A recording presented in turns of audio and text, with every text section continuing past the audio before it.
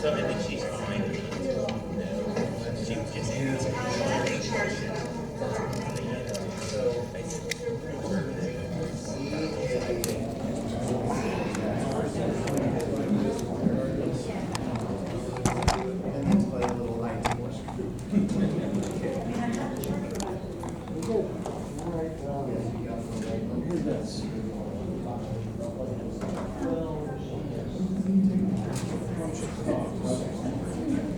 Can't handle free speech.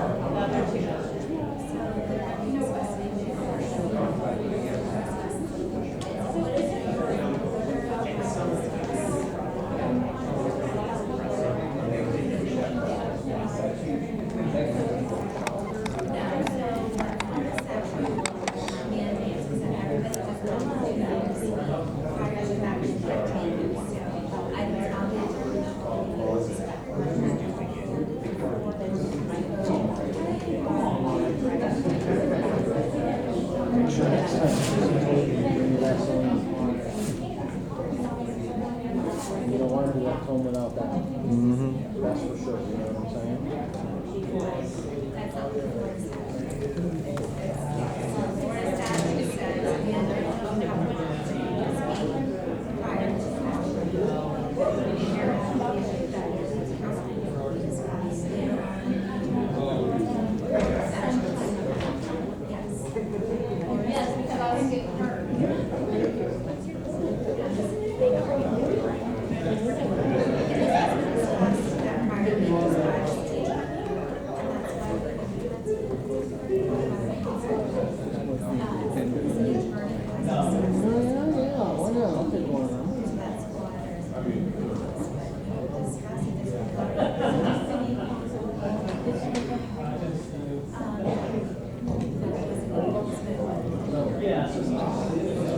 Copy of the agenda for this evening? No.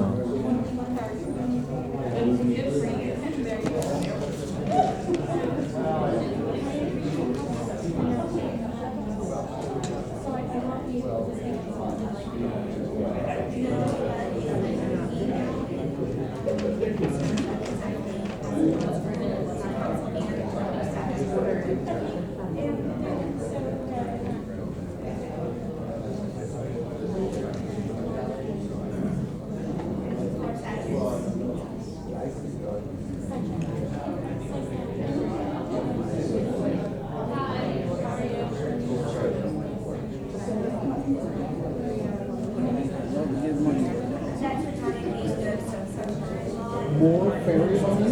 Yeah. Another $130,000 Yeah, in ferry money? Yeah. Wow.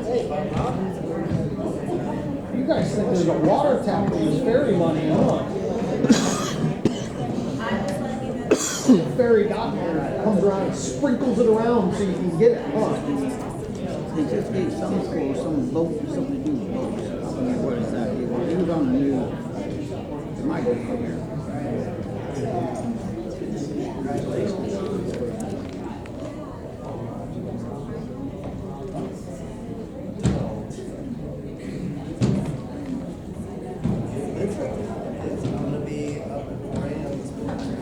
Why are we spending $334,000 on more parking kiosks?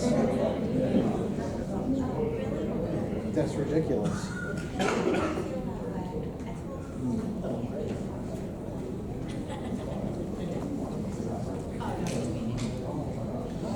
Building a new traffic maintenance center in office. Right?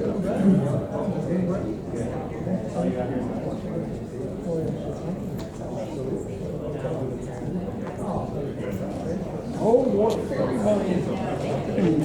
Ooh, this is full of ferry money. Ferry, ferry, ferries. Right?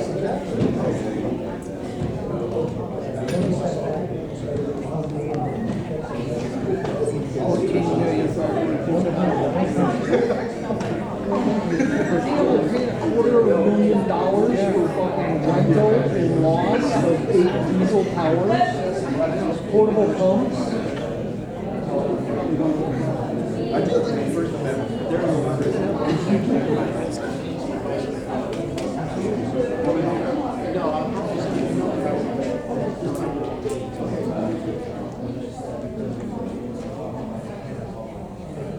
Oh, we're gonna have a union. Well, they really gonna have some money. They're trying to see if they can get raised. Oh, yeah? Those things, I'm like to see how much that's going to cost. Right?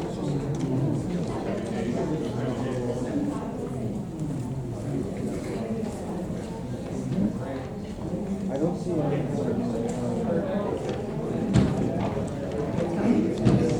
On the meeting. It's supposed to be 6 months. No, I'm talking about the public comment section.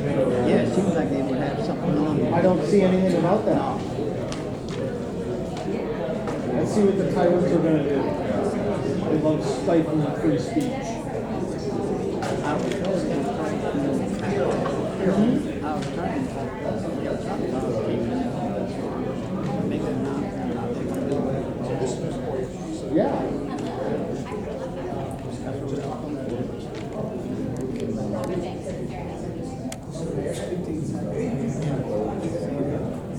All they gotta do lawyer this time, isn't it? That's not your question. Yeah. That's a different lawyer, isn't it? Yep.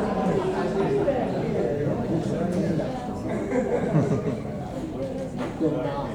That's what it looks like. Bill Nye is signing back.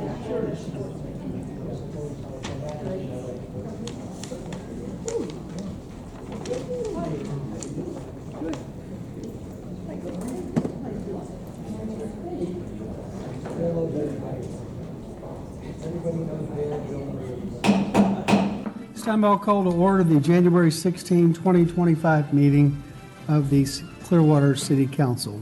If you wish to address the council tonight, please complete a comment card. Comment cards are located by the clerk, seated to the right of the dais. When called to speak, please hand your card to the clerk. This time we'll move to item 2 on the agenda, and that's our invocation. Please stand for the invocation tonight to be given by Father Bob Swick from St. Francis Assisi, and remain standing for the Pledge of Allegiance.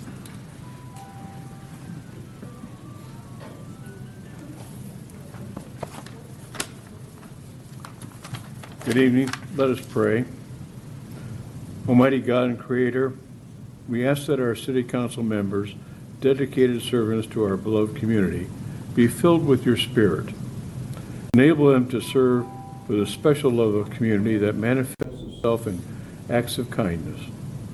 May their continuing acts of kindness inspire our community to be more united in everyday life. And benevolent God, we pray that you make us all a channel of your peace. Where there's hatred, let us bring your love. Where there's injury, your pardon, Lord. And when there's doubt, true faith in you. And may our city council set forth the example for all of us with their individual daily random acts of kindness. Amen? Amen. Thank you, Father Swick. Please join me in the Pledge of Allegiance. Pledge allegiance to the flag of the United States of America and to the republic for which it stands, one nation, under God, indivisible, with liberty and justice for all.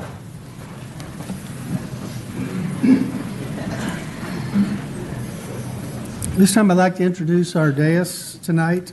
To my far left is our City Clerk, Rosemarie Call. Good evening. To her right, filling in for our, is Owen LaFave, who our city attorney is not here tonight, so Owen is filling in for him. Good evening. To his right is Councilmember Mike Menino. Good evening. To his right is Vice Mayor David Albritton. Good evening. To my right is Councilmember Lena Teixeira. Good evening. To her right is Councilmember Ryan Cotton. Good evening. To his right is City Manager Jennifer Poirier. Good evening. And to her right is Assistant City Manager Dan Slaughter. That will move to item 4.1 on the agenda. And tonight there are 3 service awards. We'll start with our 5-year employee award. This time I'd like to call forward Braxton Jones from our Parks and Recreation Department, who's celebrating his 5 years with the city of Clearwater. Braxton, here tonight? Huh? We thank Braxton for his service to the city of Clearwater. That will move to the Employee of the Month for January 2025. This time I'd like to call forward Christopher Collins from the Fire Department and ask the city manager to read a narrative on his service.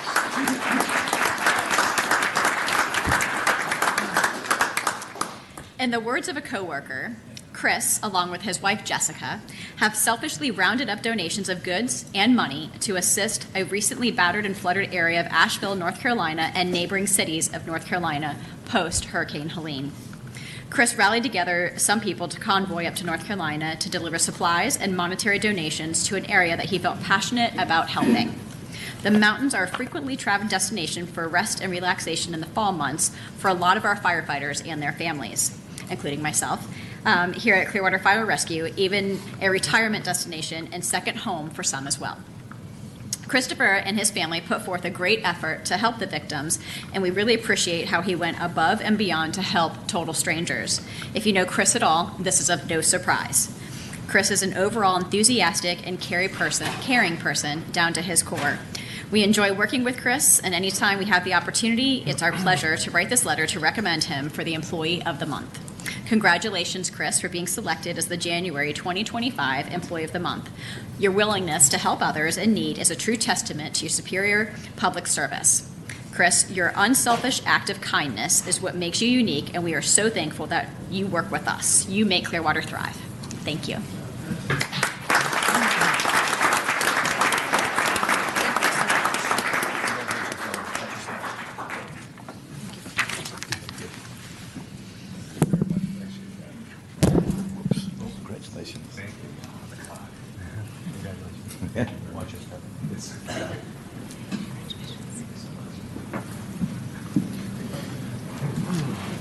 At this time, we'll move to the bi-monthly team award for January, February 2025. And tonight we honor the Ross Norton Shelter Team for this award. I'd like to call forward Dave Scrivener, Gerald Wade, Dan Kreider, Ethan Wingett, Ural Robinson, David Spielvogel, Hunter Walke, Frida Dixon, Thelma Cadio, Jamie Gatewood, Dora Raza, Antoinette Alcala, Stephen Alejandro Marr, Marty Bell, Pierre Labrie, Matt Samo, Ruth Willis, Brent Jones, Danelle Tipton, and I'm almost out of breath, Denise Pettis. Good evening, everybody. On September 27th of 2024, it was determined that Ross Norton Rec Center would be a step-down shelter for those displaced due to Hurricane Helene. Over 100 individuals and dozens of pets made the center their new home for what was anticipated to be only a few days. Unfortunately, a second storm, Milton, changed the timeline drastically. By the time it closed on October 27th, the center housed over 250 displaced individuals and over 50 animals. The recreation staff from Ross Norton, Clearwater Beach, Rec, and Pier 60 assumed entirely new roles to keep the facility open 24/7 for 31 days. The after-school staff relocated the supplies and children to the North Greenwood facility so that the children would have a safe place to go after school. The leadership team interacted with the Red Cross, Pinellas County, and other agencies to help run the shelter and provide staff with updated schedules and work assignments. When the shelter finally closed, the cleanup began. All staff pitched in to clean the facility and get it ready to open back up to the public. There were so many city employees that went above and beyond their usual duties in the aftermath of those two storms. This group is a shining example of a team of employees working together for the good of the community, even if it meant doing assignments that weren't necessarily in their job descriptions. You all helped make Clearwater bright and beautiful. The Ross Norton Shelter team put on a display of several of our strategic plan priorities. One example would be community well-being, where we support our communities and neighborhoods where everyone can thrive. Another priority met was that of a high-performing government and how we adopt responsive levels of service for public facilities, amenities, and identify resources to help sustain that level of service. This team exemplifies the last strategic priority, that of superior public service. The amazing top-quality personnel on this team are not only diverse but extremely talented. Thank you for going above and beyond during this difficult time. We appreciate you and how you make Clearwater thrive.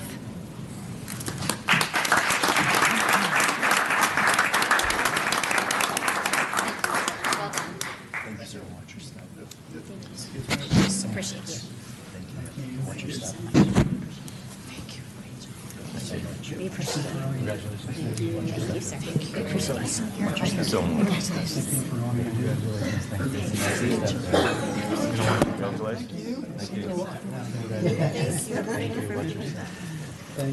Thank you so much. Good job. Thank you. Thank you, sir.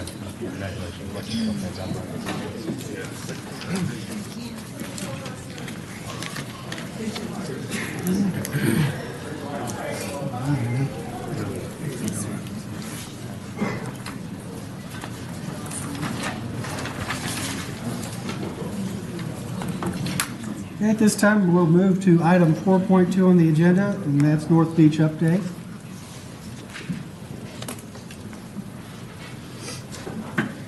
Evening, Mayor, Council members, Marcus Williamson, Public Works Director. With us kind of entering the low rainy season, we have pulled the temporary pumps off of the beach. We're back doing maintenance. As part of keeping those pumps out there, we have to cycle them every week. So we're out there and we have to run them, which is, we recognize that is a nuisance for the neighbors that are out there. So we'll bring them back into our yard. If we see a big storm, we'll push them back out. But that way they don't have to listen to us running those pumps once a week. So other than that, we're just continuing on with the design efforts for the projects. So stay by if there's any questions. Any questions from council? Thank you. Thank you. It's time to move to item 5.1 on the agenda. There's, Mayor, I believe there's another item on the Oh, is agenda, there? proclamation. Oh, excuse me, yes. We don't have anyone here to accept this proclamation, but we were asked to do, or I was asked to do a proclamation on Human Trafficking Month. So this time I'd like to read this proclamation into the record. Whereas human trafficking is a public health issue and crime that exploits the most vulnerable among us and weakens the health and well-being of individuals, families, and communities across generations. And whereas more than 20 years since the passing of the Trafficking Victims Protection Act, human trafficking still exists, including the forced or fraudulent recruitment, harboring, or transportation of people for labor or commercial prostitution. And whereas an estimated 27 million people are subjected to human trafficking globally, including cases of human trafficking reported in every U.S. state and territory. And whereas the city renews its commitment to eradicating human trafficking, raising public awareness, supporting effective victim services, and prosecute criminals that prey on victims to enslave and exploit them for profit. Now therefore, I, Bruce Rector, Mayor of the City of Clearwater, Florida, on behalf of the Clearwater City Council, do hereby proclaim January 2025 to be Human Trafficking Awareness Month in Clearwater. And I urge all residents, agencies, and advocates to support efforts to end human trafficking. I know Councilman Teixeira has been involved in many, in several organizations here in the Tampa Bay area that are addressing this important and serious problem we have, and appreciate her efforts and the other council members that have been involved in this serious issue. And we certainly wanted to recognize this month and reaffirm Clearwater's commitment to ending human trafficking in Florida and in the United States. Thank you. That will move to item 5.1 on the agenda. Approval of the minutes of the December 19, 2024 City Council meeting. Make a motion to approve the minutes. Second. All those in favor? Aye. Opposed? Unanimous.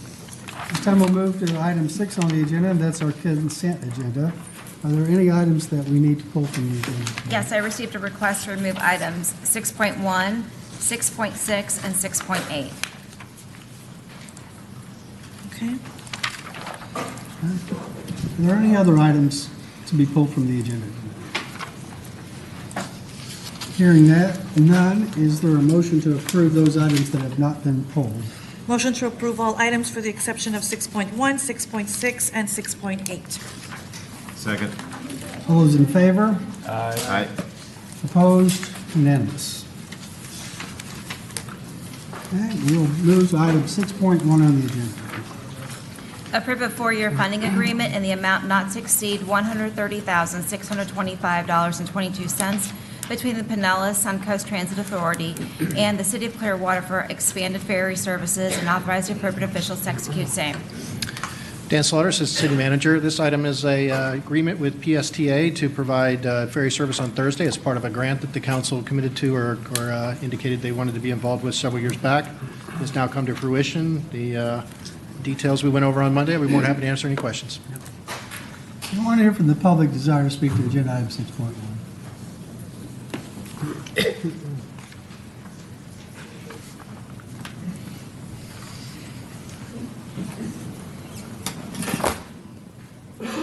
I'm Mr. Haluba. I don't see the merit in this whatsoever. We have a ferry service that's only running, Friday through Sunday? From what I've been able to ascertain, very few people use this ferry. It's not earning enough money to, be financially viable, which is why there's the subsidies. There's no cash accepted, which I guess is a latent reaction to how, cash disappeared previously with Parks and Rec, that I think Mr. Slaughter was involved with.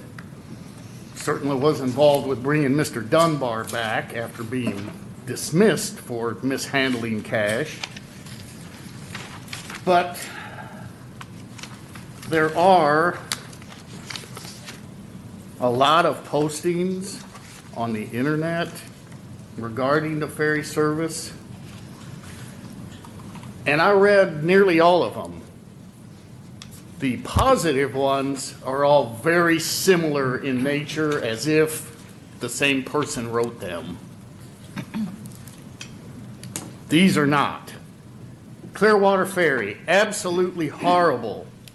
We had a concert at the Sound, paid for a round-trip ride from Dunedin. They said they would not leave us, and no matter how long the concert lasted, they would be there to get us back to Dunedin. Concert ended, no boat. Cost us $60 to take an Uber.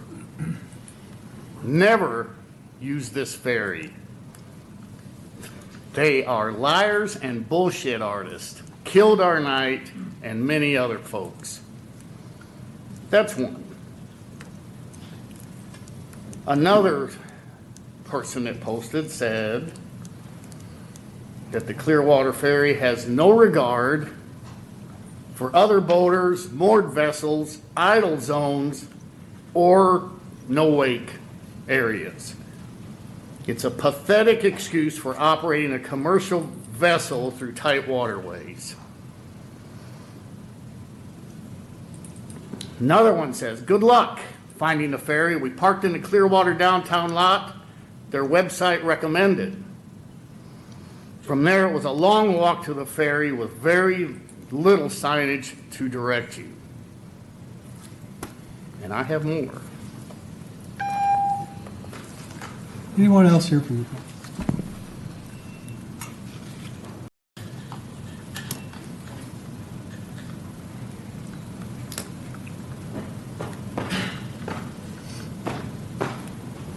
Hi friends, how are y'all doing? I missed you, missed each and every one of you. I have a big problem with this ferry as well. I did a records request, and when we get to 6.8 on this agenda, I hope that we can use the nice Jumbotron here so that I can put up the numbers, because I want to put up the numbers. You know, because we talk about numerous times I watch these videos and it's a business meeting. It's a business meeting. I used to run a business too, and you know, for this Clearwater Ferry, just to shell out money, just free money. But where does it all come from? You know, whether it comes from FDOT, whether it comes from here in the city of Clearwater from the tax money, where does it really come from? It comes from us, you know, and then we're just handing it off to Kohler. Is that how you pronounce it, Kohler? Come on, man. I'm just trying to make sure I don't say your name wrong, man. Okay, whatever. That's not a big deal. You know the routine. Kohler. Okay. Mr. Margolis is not here. You know, and that's unfortunate because I had some things to say to him today, but I'm not going to direct it towards you. But anyway, Margolis said, I don't really agree with these third-party whatever they are. But here we are giving two $500,000 boats to a third party. And then, oh, Slaughter says, oh, we're leasing them. Why would you lease, like, I go buy a Lamborghini and I'm going to lease it, but my credit score is complete garbage and crap. Why would you lease a Lamborghini to somebody that doesn't make money? Like, that doesn't make any sense. Or at least that doesn't for me. You know, running restaurants my whole life, up until, yes, I'm a YouTuber. It's my job. This is what I do. I don't just make fun of Clearwater, I make fun of anybody that violates our constitutional rights. But, you know, because FDOT's involved in this, the tax money that I put into this, that I put in, is coming from me for these boats that don't make any friggin' money. But I'll see you on 6.8. Anyone else here from the public desire to speak to this agenda item?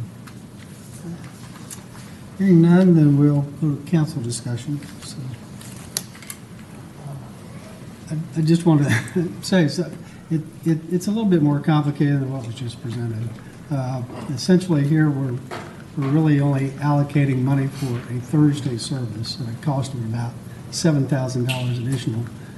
The decision to make these grants to our ferry service here, we didn't make the decision at the state level to grant anybody any money. We accepted the grants, and the boats were forced to be given to us instead of her, even though the Clearwater Ferry made the grant application. It was just a procedural thing. So this is it's a complicated thing. A prior council has voted on most of this. All we have tonight is adding the Thursday service component to it to comply with a grant that we applied for with the city of Dunedin and PSTA to get additional monies for the benefit of Clearwater. So this is not it's a little bit more complicated. A little bit the issues for us tonight is a little bit more narrow than what was presented. So with that, is there any discussion? Is there a motion? Move to approve agenda item 6.1. Second. All those in favor? Aye. Opposed? Unanimous. Move to agenda item 6.6.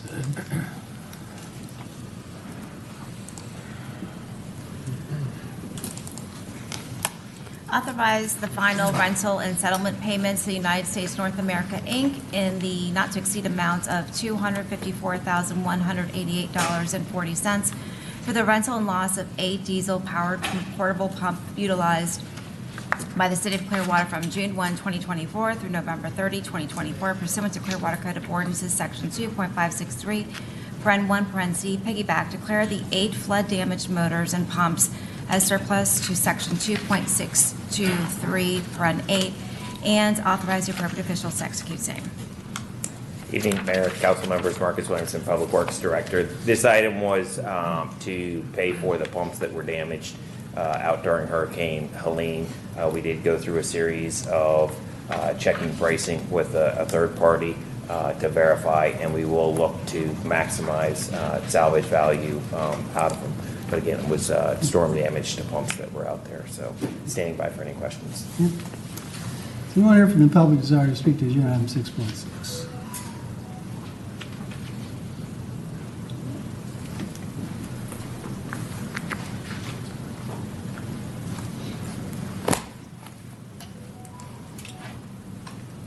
I'm Mr. Haluba, and I actually like Mr. Williamson. However, I don't understand that we're leasing these items and yet we have to pay for them when they get damaged. It just seems like, again, that this body just hands money out, even in relatively small amounts, at the drop of a hat, and in this case, in my opinion, when it's not necessary. If we're leasing the pumps and they got damaged, then the city should have called up whoever this is and said, your pumps are damaged, your pumps aren't working, they got damaged, we need some more. It doesn't make any sense. So I still don't know, and you know, I'm sure Mr. Williamson will answer my question at some point. If we're leasing them, there's certain procedures to deal with damaged equipment that you're leasing, much like an automobile. If you rent or lease a car, there's insurance on it. You know, I have personally had a rent-a-car stolen from me while I was out and about. I called them up, I said, hey, your car's gone, bring me another one. And they did. And I never heard another word about it. So I don't know why that doesn't work for diesel pumps, you know. But again, if there's 8 flood damage, you know, pumps and motors, you know, and they're gonna declare them surplus so we can sell them is what that means in my world. But if we're releasing them, we didn't own them. So something weird's going on. Again, City of Clearwater, very, very strange happenings. Anyone else here from the public desire to speak to agenda item 6.6? Okay. Seeing none, any council discussion?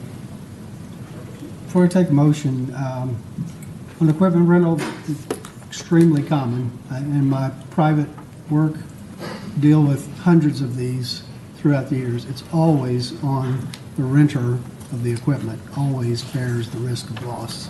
You can choose to get insurance for it, and sometimes bigger organizations such as municipalities choose to be self-insured in these kind of situations. But the risk of loss for equipment rental is always on the entity or person who is renting the equipment.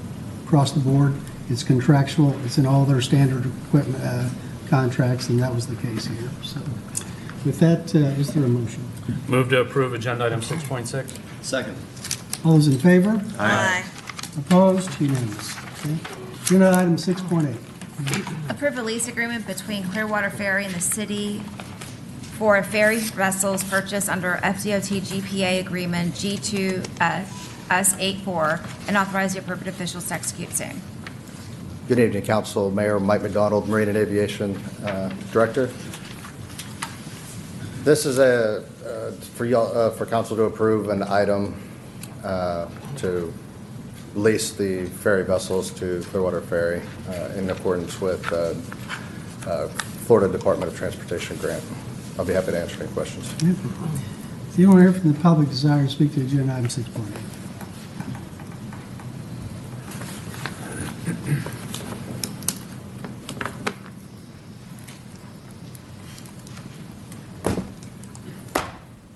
I'm Mr. Haluba, so I guess we're gonna lease these boats, and if they get damaged or sink, it'll be the city paying for them, which is wrong. Because there was a grant to purchase these boats in the first place. A grant that, in my opinion, should have never been allowed. Somebody should have figured out that these boats, these ferries, are not going to be economically viable, which is probably why there was a grant. But this is business that the city of Clearwater has no business being in.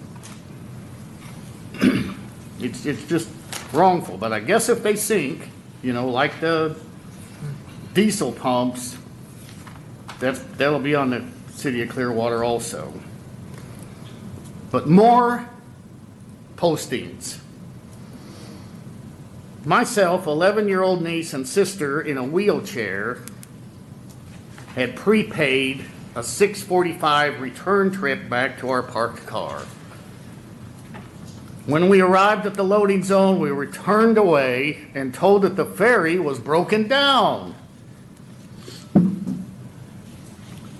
When asked what we were supposed to do, we were told, "You're on your own." Great, that's wonderful, isn't it? And the tagline is terrible experience.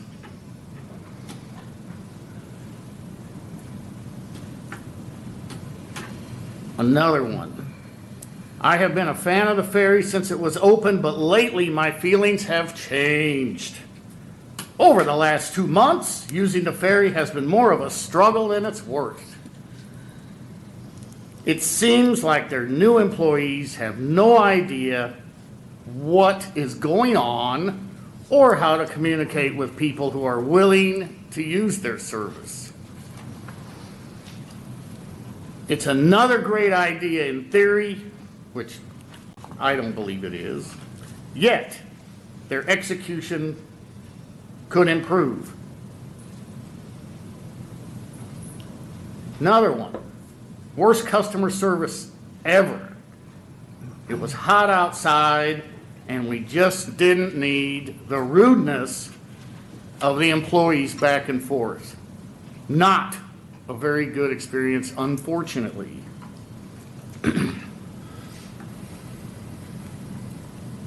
We booked tickets for this past Sunday, whenever that was.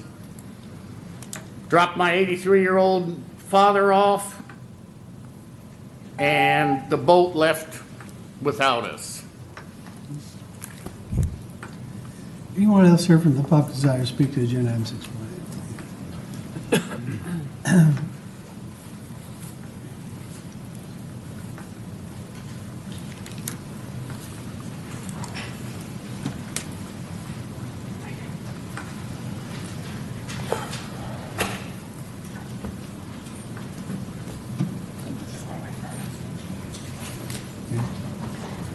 Is Dan Alish?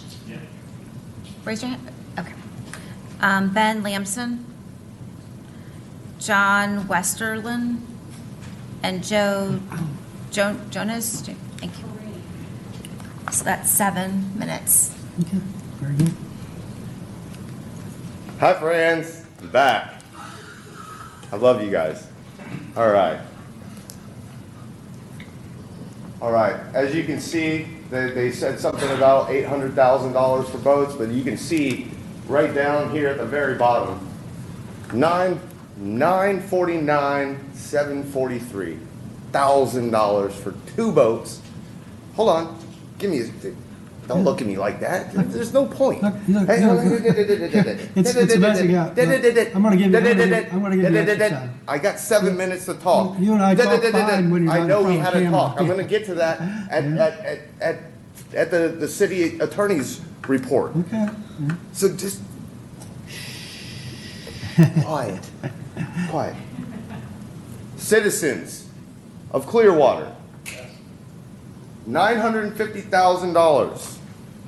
All right, here we go. We got profit and loss here. Salary and wages, $193,000 were paid, but they lost $41,000. Here we go again. We've got salary and wages, $130,521, lost $121,000. Citizens of Clearwater, listen to this. Here we go. Salary and wages, $108,474. Profit loss, $58,000 plus. Oh, this one right here. This is my favorite one. This is the one. This one right here is my favorite one. If I ever went to a manager's meeting and this was what was put up, I would have been fired on the spot. Fired. But let's go through it. Oh, look at that. Salary and wages. Oh, they only paid people $37,000, but $151,000 lost? This is a business meeting, right? You all keep claiming this is some kind of business meeting. Come on, any one of you can chime up and say, I'm looking you eye to eye because you know if anybody in your friggin' department, in your lawyer setting, ever lost $151,000. And I'm going to get you to the real numbers of what they were paid and what was actually lost, but we'll get there. Oh, look at this great one. This is probably the best one that I've seen, and this is a 5-year. This is from 2019 to 2023. Salary and wages, we'll say 66,000, just to say for whatever. But look at that. They actually profited. Wow. In 5 years, they profited $8,000. And then you're right here today, and actually it's going back months ago, probably before you guys, you signed off on 2, not 1, but 2 $500,000 boats that have lost $365,000 in 5 years. I don't know what kind of business meeting we're running here, but if I was the CEO and I was looking at these numbers, every one of you can turn me back on. You can put me back so that the public can see me actually having a problem with this. This is not okay. They turned it off because you got the screen. I got it. You didn't.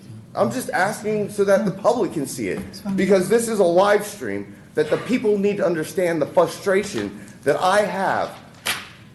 When I said something about these boats, I'm like, you could have went and bought a 20-seater boat for less than friggin' $40,000, and then you're willing to give Trish and Dennis Rodriguez, that loses $151,000, two $500,000 boats, and on top of it, you're giving them $500,000 worth of subsidies for the next 5 years. I'm a great editor. Somebody got on a live stream and says, hey, maybe we need to give them, some hobbies. Give them some hobbies and let them paint storm drains, Mr. Menino. Because that's what you said at a live stream. Yeah, I got a hobby. You know what my hobby is? Is exposing tyranny. Like, this is tyranny. $365,000 of taxpayer money to somebody that doesn't know how to run a business? And I said it before. They have 2 LLCs. There's Clearwater Ferry, and then there's Tropic Boat Tours. You know what I'm thinking? And I might be wrong. You might be able to prove me wrong. But what I'm thinking is, one boat's going over to Clearwater Ferry, and they're going to turn the one that has the liquor license that drives everybody up and down the friggin' coast, that has a liquor license. That's what I think is going to happen. Hi. Well, it's crazy that I had to drive 4 hours just to come talk about, like, I shouldn't be the one doing this. The citizens should be doing this, because this is garbage. If you want to talk about business meeting, turn it into a business meeting. First, is anybody else here from the public who wants to speak? Okay. Well, on this agenda item. Okay, then we'll have council discussion. And Mr. Taylor, you've called me twice, both the times. This is all, it's amazing to me how different your demeanor is. You're in front of the camera. When you and I talk on the phone, we have had great conversations. We have just talked. I looked for your number today. I was going to call you. I couldn't find it. But I would have loved to talk to you for today to answer some of the questions that you just raised here at the podium. You can call me anytime. You have twice. We've had great conversations. And you continue to be open to do that. I would have saved you 4 hours to come over and explain some things tonight. So To be honest, it's a lot more complicated than was just.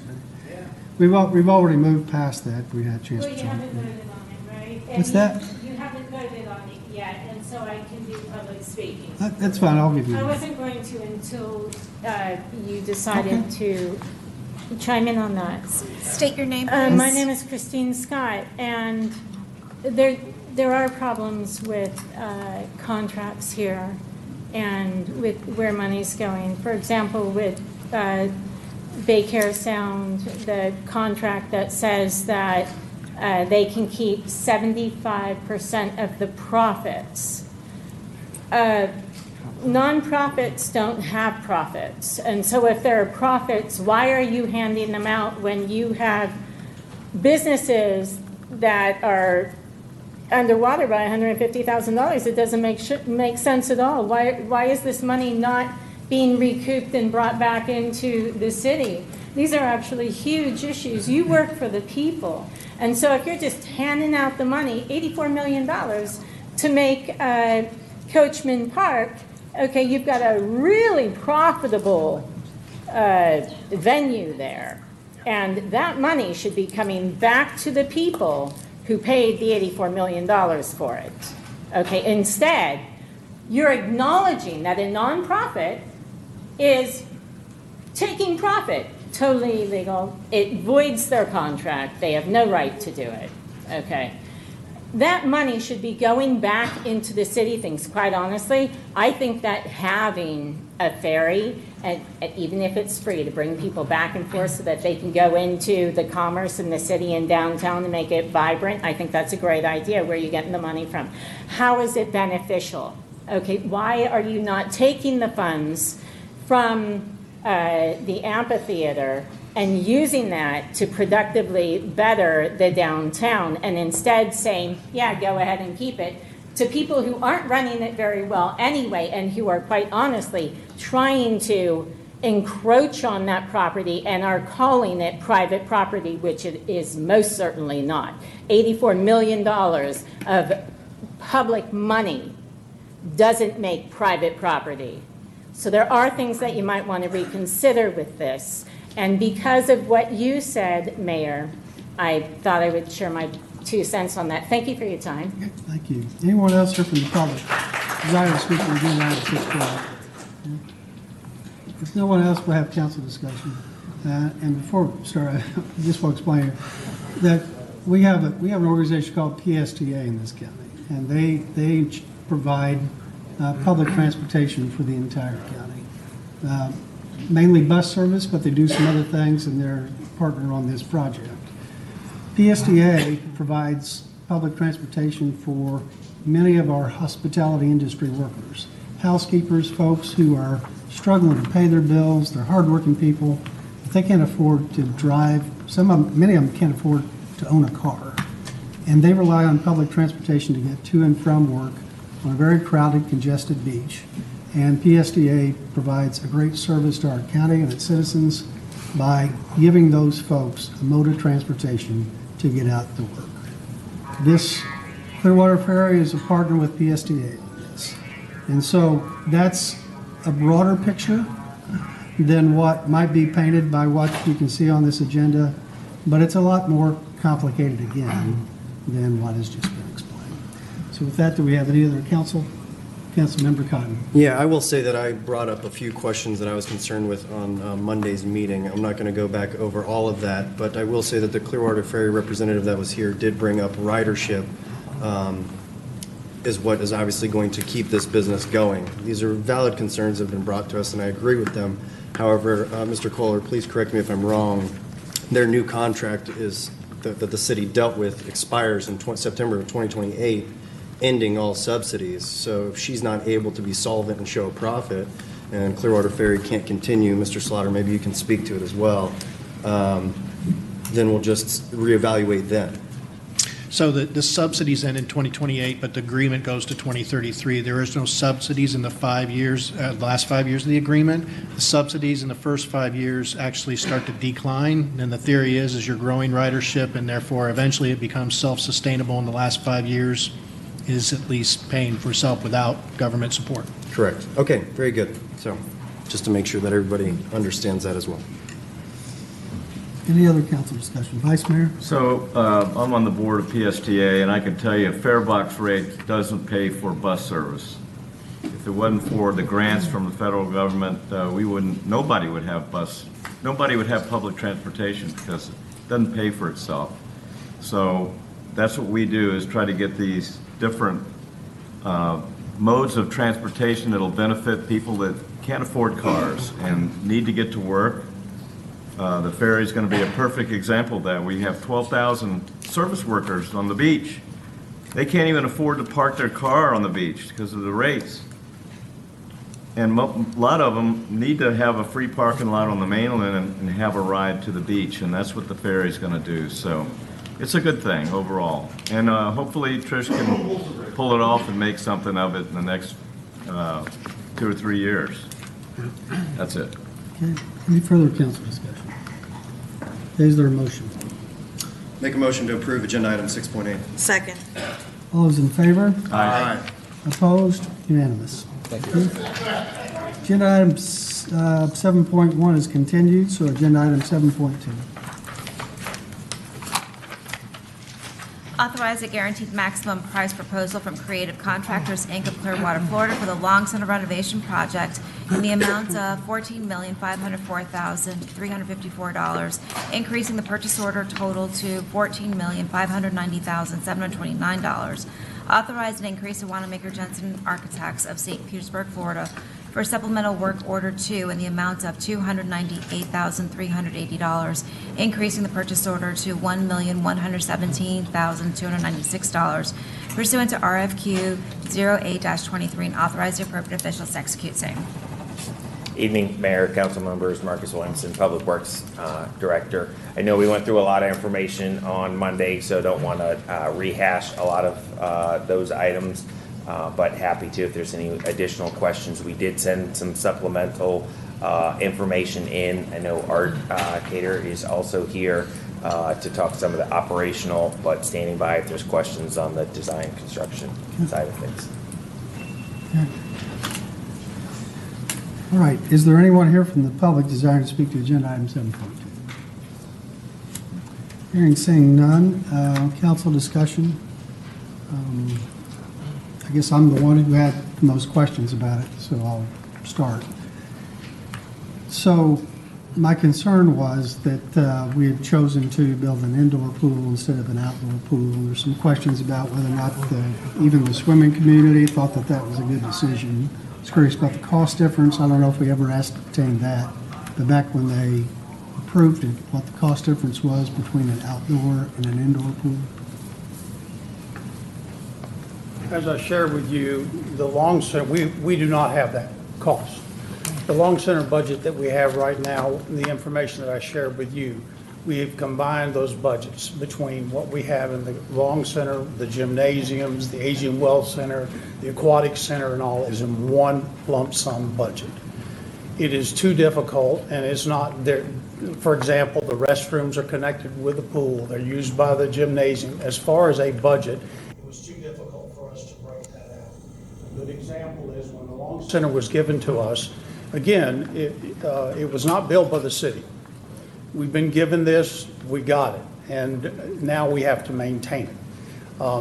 The electrical meter that's there, there's one meter, service the entire building. ARC is on that meter as well. But before I get to that, though, on the construction cost of renovating, converting to an outdoor pool or leaving it in the pool, was there a significant cost difference between the two? Or was I'm sorry. Yep. So I was just going to say, we did not run down the full, because when the decision was made, so we tried to do some preliminary. The issue is, because of how it's currently constructed, you have to go back in and rework some of the interior walls. We just didn't have time between Monday and now, because it would take a bunch of field investigation to go out and find out exactly what it is. So we threw out some rough orders of magnitude. We're thinking by the time we go in and we would have to demo, there'd have to be some pool rework, there'd have to be some removal of trees and stuff that are in the area, and there'd have to be some envelope changes to the building. We were just rough order of magnitude. We were figuring in the $8 to $10 million range to get in and do a bunch of that work. And you know, I question, because of my own professional experience, just we just don't see in our sports facility work a lot of communities choosing to build indoor pools unless they're in cold weather climates, unless they've got community involvement. And here, I guess there was originally, when we built the Long Center, there was private donations that went to cover the cost. Foundation. But for this renovation, we don't have any contribution from the community or the swimming community or anybody with a philanthropic. We do continue to get $200,000 a year from the Long Center Foundation, is what they give to the city every year, $200,000. That is the only additional funding that we get at this point in time. And when I looked at, you mentioned Ocala had built one. Yes. But the one that I researched showed that that was entirely done by it looked like a wealthy horse farm family had started a foundation, and that was built completely with private money. It is. It's a foundation And as it's well. operated with private money. It is brand new. It's a foundation as well. We did try to get some research to find out if there were any other currently indoor pools that were operated publicly, and we cannot find one in the state of Florida. The Long Center is unique in that. That is the only one that we found. I'm sure there perhaps are some more in other states or some other places, and, somebody can correct me. We've looked high and low. The YMCA had one in Orlando, however, they have turned that over to a hotelier that's there that apparently has purchased it, so it's no longer, and basically the Y would not even be publicly funded either as a YMCA. So the best I know, that we are the only one that has that. I think also, in the reports we shared with you, the numerous amount of use that we have at this center. It is enormous. People enjoy coming. Some of the meets actually that we have had in the past here are going to the newer facility fast because they have more parking. They're larger. Those types of things. So yes, all we have supporting us right now is the $200,000. If you were going to build a brand-new Olympic-sized pool, which many cities do and have throughout this state, that's what the majority of them have. City of St. Petersburg has Olympic-sized pool. The city of Largo has Olympic-sized pools. We've tried to get some of their information from them as far as operational information. And in comparison's sake, the problem we have is that we inherited as a city the Long Center as it is.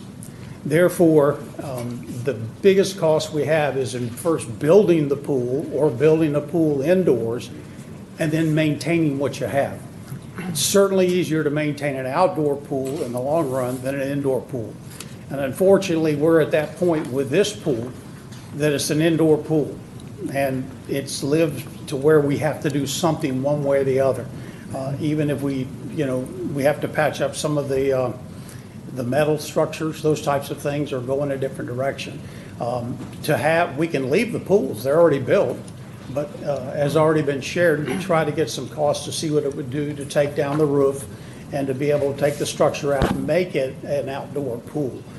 We would need to add some additional things there that we did not include in this indoor thing, like the pool deck and some other things that would have to be done to make it an outdoor pool. The results would probably be we would lose a lot of participation. Certainly the therapy pool would not be able to be used as much. We believe that it would impact the use of it simply because, again, it's outdoors and you don't get as much use during, especially the winter time, the springtime, and those areas. The cost to heat the pool will be a tremendous amount. The difference is of course, when you have an indoor, you have to air condition it, so that's a higher cost. But then in the wintertime, it's higher when you have to. The biggest cost is where we are right now today, that you're having to face the decision. That is true. Well, I said this Monday, but I don't want anybody on our staff or anybody who was on the council, the prior council who voted, to be defensive at all or think that you all did anything wrong. You didn't. But I have an awareness of what's going on around the country in this area. And as I brought to your attention, most communities nowadays consider this an indoor aquatic facility to be a luxury recreation item. That some do it, but when they do it, like they did in Ocala, there's private money that comes in to do the construction. It's the swimming community gets it. This is a unique opportunity, and they don't expect the taxpayers to pay for all that. So we do have a unique situation with where we've inherited an indoor pool, and now the question is, would it even save us that much money to convert it to an outdoor pool? And we'd have to do more studies, and we've already done enough to kind of do that. So I'm going to support this additional money to do the indoor. But I would like to see us, because so far I don't think there's any private contribution to this at all, I would like to see us ask our community, particularly the swimming community, to help us with some of these construction costs and to look at, the sun deck is great, but if that saves our taxpayers $1 million. We've got a lot of departments now we've asked them to do some soul searching on cost savings because we don't know what our budget revenues are going to be over the next year or two after 2 hurricanes. If we can make some adjustments like eliminating that, I'd like to see that. And if we can commit to looking at those 2 things. And then the third thing is, I appreciate the statistics that your team shared with me on operational cost. And I'd like to learn more about that. Maybe there's no more revenue we can generate off the swim meets and tournaments that come in and activities that go there. But maybe there is, and just see if there's some additional ways we can generate some revenue from the users, the swimming community, who are taking advantage of our community's generous gift to them of an indoor swimming facility, to see if there's more revenue we can help to recover the cost. Again, making sure that, we're being fair to the taxpayers here in what we're choosing to do. Well, in this budget time, we are looking at all the fee structures that we have in Parks and Recreation, and that certainly is a possibility of raising fees or relooking at the fees, generating more revenue that way. But somebody, citizen told me today, she said, Mayor, after Monday's meeting, they're saying the mayor wants to close the Long Center, out of what I was saying. So for the public, I don't want to close the Long Center. As I said Monday, I want kids to swim over there. We've got architect that does fantastic work, uses that therapy pool. I don't want to eliminate any of the activities over there. I just want to make good cost, wise, efficient decisions for our taxpayers. And I think we've got some opportunity here to do some things to take a little bit of the load off of them. So, let's go to Vice Mayor or Neil. Yeah, I guess so. Yeah. Vice Yeah, Mayor? so you always wonder who watches these meetings. And after Monday's work session, I got a bunch of emails from my swimming people, professional swimmers that actually watched the meeting and said, we think that if you get the AC system fixed, that the sun deck doesn't need to be built because that'll take care of the problem inside. Remember when I said it was real uncomfortable sitting up in the top?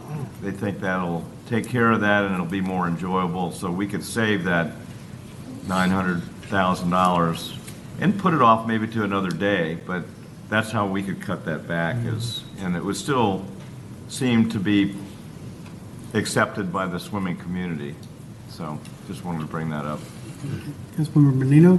Yeah. Thank you, Mr. Mayor. I just wanted to say a couple things. I agree with some of the things you're saying, and I think it's important that as a city we look at our capital delivery model at times. I don't think it always is in the best interest to be a cookie cutter strategy. And he brings up a good point in moving forward, not necessarily with this project, but when we can find public-private partnerships, I think it's important to find those, to build those relationships, and help alleviate some of that tax burden on the community.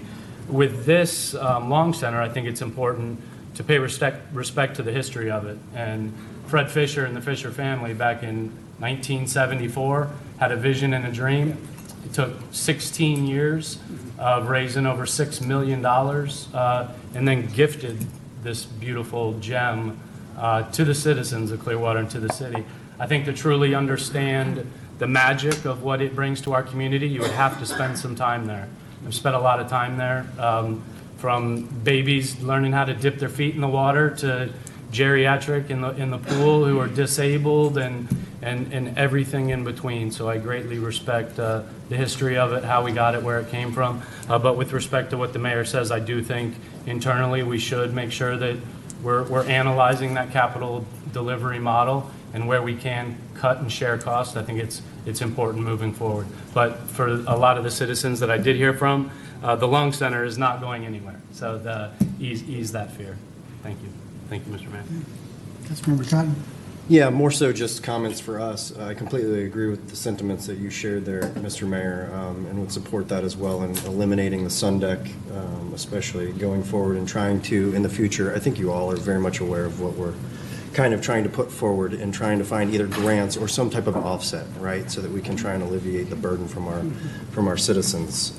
So just wanted to let you know, because we can only talk city business when we're all together, that I definitely support those initiatives. Councilmember Teixeira. Yeah, so I got deja vu to when the first time this came before me, the passion that was expressed regarding this very special community center, and one of the reasons why it is truly unique is all the therapeutic uses it's using for the differently challenged populations.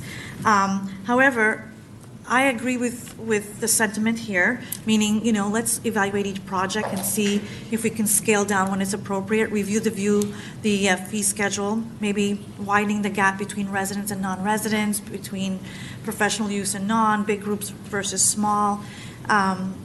But we never discussed closing the Long Center. That was not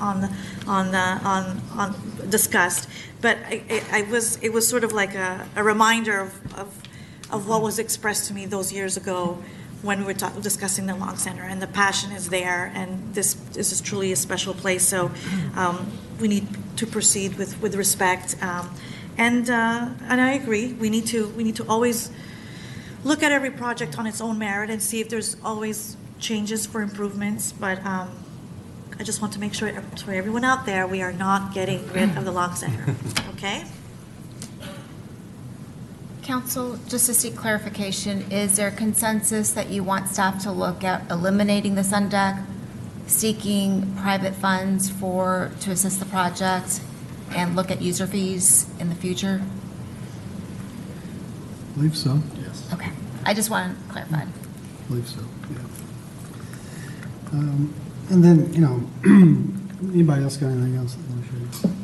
Yeah. Just overall, we're getting ready to have a budget discussion here soon, so, I don't want team at Parks and Recreation to feel like I'm, coming at them extra hard. But we're asking all departments across the city to really take a hard look, because we need to begin making more and more decisions to not put us in a spot where we're asking the voter or the citizens for a millage increase 3 or 4 years from now. And so hopefully we won't have to do that this year or next year, but if we can't find money here and there and start finding some savings or more revenue from user fees appropriately charged or donations from the community to help support some of these amenities, then we're all, staff and the council, is going to be in an uncomfortable position of having to consider that at some point. So again, this isn't anything directed at your department. I love your department and enjoy coming to all those events that they host and the work that they do. But it's just beginning, and I think we're going to get into this in our next strategy session of the budget. Just taking a hard look citywide at every project, every department. We certainly understand that. Obviously, we're quality of life.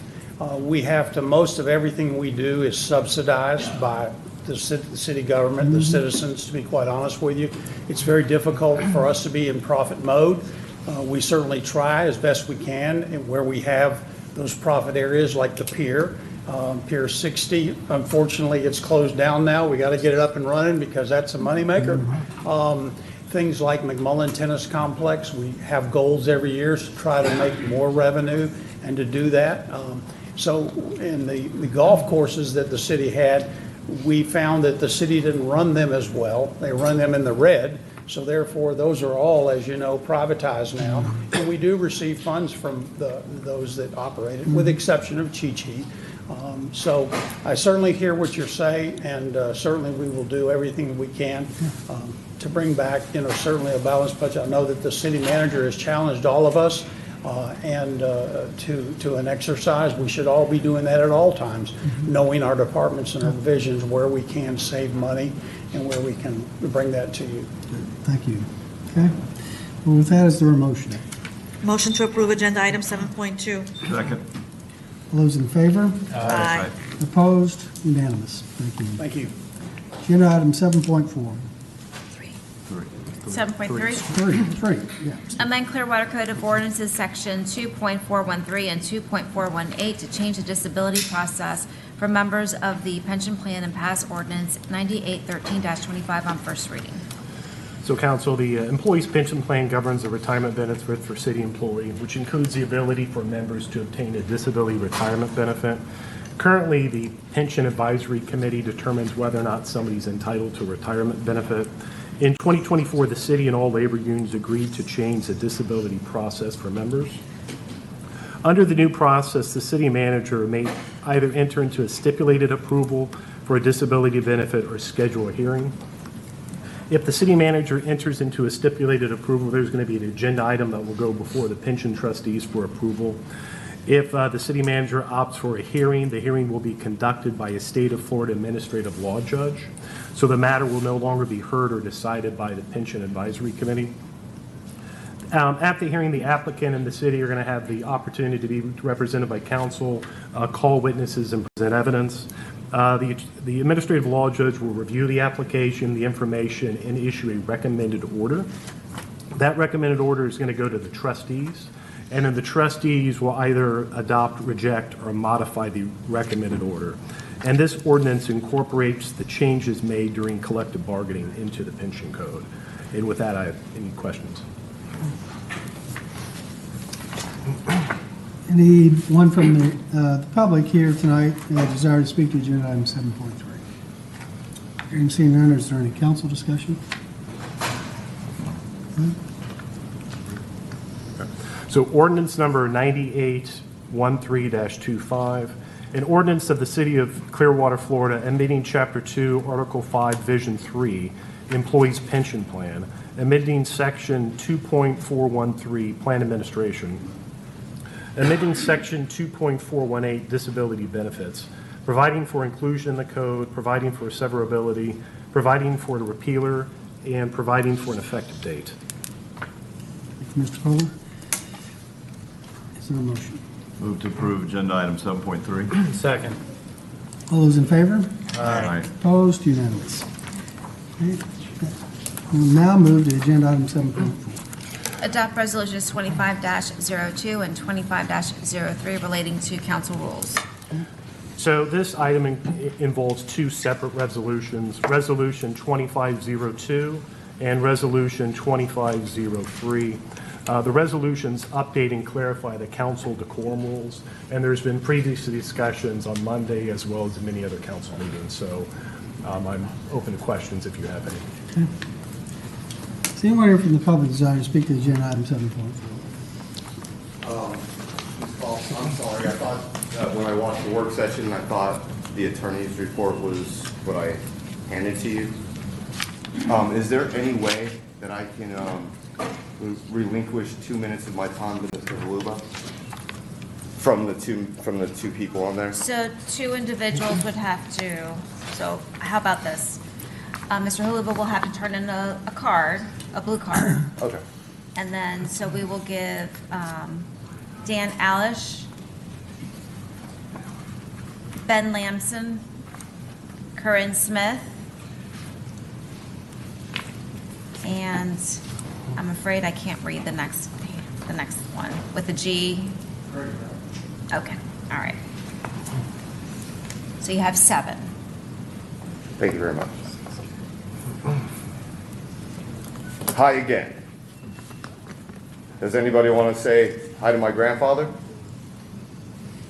Like, my grandfather was a Marine. Fought for this country. Fought for the rights for everybody in this room. Fought for all the rights for everybody up on this dais. Every one of you, Slaughter, Poirier, I don't think you swore anything. Cotton, Texera, Rector, Albritton, Menino, you have an obligation, Mr. Kohler. Ms. Call, I don't think you swore an oath. But I think there is an obligation for every one of us, whether we like the words that come out of our mouths or not. We have the right. There's hundreds of thousands of people that have died for this country, walking on Normandy. My great-grandfather died fighting a war. And the reason I'm here is because my whole family, I unfortunately didn't get into the Marines. I wanted to be a sniper. I wanted to fight for my country. Unfortunately, I had knee problems, bronchitis, all these other waivers, and if anybody knows that's been in trying to get into it, understands that the Marines, they're like, yes, you're probably capable, but guess what? Unfortunately, and that was the unfortunate part. But my oath doesn't die just because I couldn't get in. That's why I'm here. That's why I cover stuff throughout YouTube. It's not just here. Mr. Rector, Mr. Cotton, we've spoken, right? What was the one thing that you didn't mention at the work session? It has like a branch and it has little berries on it. I offered an olive branch, and I keep offering this olive branch to each and every one of you. Everybody's all like, we don't want Mr. Taylor here. I'm going to do it right now, right here. My olive branch. I want a 3-2 vote so that this does not pass, so that the citizens, not me, I will walk away from here and my wife will love me even more for not driving 4 hours and spending the money I spent. Here's the olive branch, again, on live stream.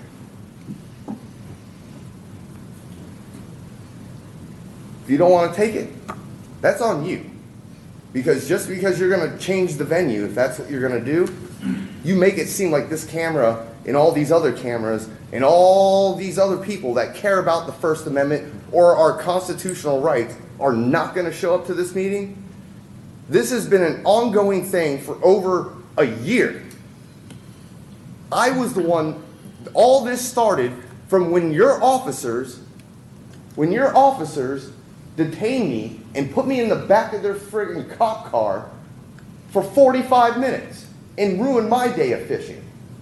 And the funny thing is there's a Constitution right above his head. The Constitution. It's like right there. And you're like, oh, Florida State we don't have to give you public comment. You make it seem like that we're not going to come here and speak on agenda items. I'll come here and speak about the boats all day. I will speak about anything I feel like just to get under the thin skin of Clearwater. And yes, I said it. I get under the thin skin of Clearwater. Just like Mr. Haluba said it to Brian Unks, all you have to do is just give the public what they want. Put it back the way it was when Hibbert was. I've been to meetings. You were at a meeting. Remember when where's Gandy? I wish he was here because he was the one that put his hands on me. You were there that day, Slaughter. But nobody was just, and on top of it, I was under an investigation. A 1-year investigation at a council meeting because I irritate you guys. And guess what? I paid $165 for body cams. That's going to come from Stiff and the other 8 officers that were in here. And I'm going to get the whatever documents that come from that just to what? You guys are all worried about my YouTube channel. That's all you guys are all worried about. If you're so worried about my YouTube channel and the things that I say, just give the people back the way it was. Give them their 3 minutes at the beginning of the meeting, and the majority of these people would walk away. 90% of these people would be in and out right after you do your proclamations and all your other whatever, your pledge, proclamations, or presentations, whatever, and then you go into your friggin', here's your public comment, 3 minutes. That's the way it was for decades. But only until some YouTuber from 4 hours away started coming into these meetings, did this whole fiasco with decorum rules, let's do this, let's do this. I mean, you literally said my name on the live stream. Like, you make it seem like if I was to take from bunker, or not bunker, but unks until today, and I was to file a lawsuit, because trust me, it's coming. Trust me. I just keep letting you dig yourself you have a shovel and you're digging yourself a hole and you're not going to get out of it. You did this to yourselves. And guess who's going to suffer? The people. Thank you, Mr. Taylor. Does anybody want to friggin' thank you to my grandfather? I have one of those, my father, my grandfathers too. Appreciate your father's service. Yeah. Appreciate it. Yeah. Anyone else here from the public desire to speak to agenda item 7.4? Mr. Huluba, you still want those 2 additional minutes? Perhaps, if I can. Yes, somebody will give me So a minute Nick- or two. Nick Lagana, okay, and then I think it's Gary Shields? Yeah. Okay, so you have 5 minutes. All right, I'm Mr. Haluba, and I'm going to speak a little bit about the First Amendment. Now, there is something associated with the First Amendment that's called the Brandenburg test. This is a test that government can use that may, and I stress the word may, prohibit free speech which is directed to incite or produce imminent lawless action. The second part of that is the speech must be likely to incite such action. Nothing that I have heard anybody say up here, including Mr. Taylor, including Mr. Felix, or anyone else, in any way satisfies the Brandenburg test for free speech denial. Now, slander is not a free speech right, but stating an opinion is. An opinion is not slander. So it is my opinion that, Jennifer Play, you're the dumbass. Facts. Thanks for calling me that. Facts. Mr. Haluba. The First Amendment to the Constitution has many provisions, free speech being one of the most important ones. Citizens have the right to petition the government for redress of any grievances they might have. Of course, redress is the remedy to set right an undesirable or unfair situation. What's a grievance? I shouldn't have to explain this to you people. A grievance is any cause for complaint or protest, especially unfair treatment. This governing body seeks to abridge and deprive citizens' rights to be heard.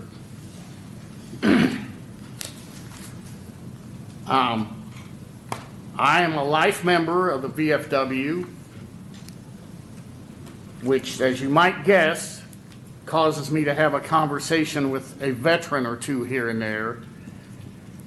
And they're, none of them are happy when this discussion comes up about what you people are trying to do, and they are voters, so it might behoove you to change direction on this. It almost appears that this governing body, when they say certain outrageous things are being directed, you know, Mr. Rector, by the fiefdom of Wallet, Gandy, and Slaughter. There's some sort of a directive to maintain silence, particularly when one wants to speak about how screwed up Clearwater Police is and the lack of the city manager to do anything about it. It's out of her control because she's not in control.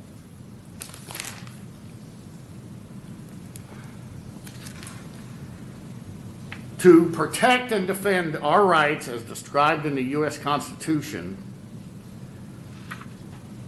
is an oath that all of us should take, but every one of you has done that. And I've said this before, Mr. Rector, you've done it multiple times as the mayor, as an attorney, as a officer of the court. So I would urge all of you not to undermine our guaranteed rights by trying to pass these rules. These rules violate government and the sunshine laws. They even cause a chilling effect where citizens may request open records.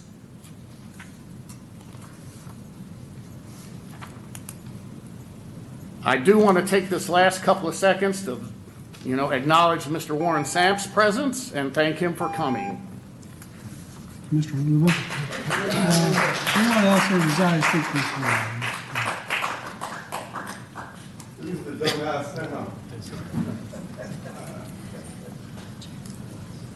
My name is Christine Scott on that note. How are you? I guess I'll be the dumbass. There you go. I wasn't talking to you. I know, but it just happened to be timing.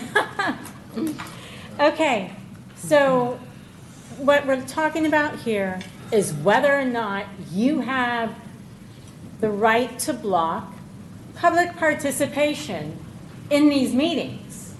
Guess what? You don't. I don't care if you think you do. I don't care if you want to do it anyway. You don't have that right. You don't get to. You know what they do with these laws? They actually make them. Do you know why they make them? They make them so that we follow them. Do you include the we? Are you part of the we? Oh, yeah. Do you have to follow the law? Yes, you do. Do you have a choice? What if you don't feel like it? Only on Tuesdays? No, you got to follow it every day. Every single day. Who are you elected to represent? Oh, the people. But you don't want to hear from us. And I'm not talking to you, Mr. Cotton. Do you know why I'm not talking to him? Because previously when you voted on it, my understanding is that Mr. Cotton was the only person that said, I'm not voting for that because you actually have to give them the right to speak. You do.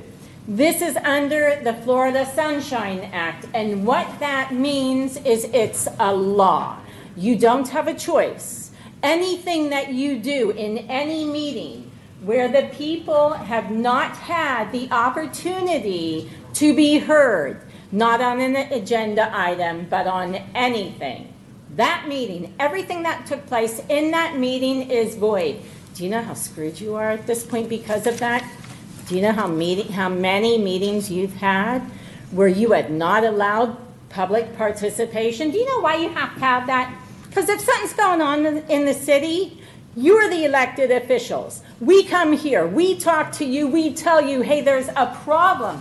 And you know what you're saying? You are saying, with the exception of Cotton, we don't want to hear it. We don't care what the people have to say. We don't care if we were elected, if that thing's happening in a real way. Questionable, isn't it?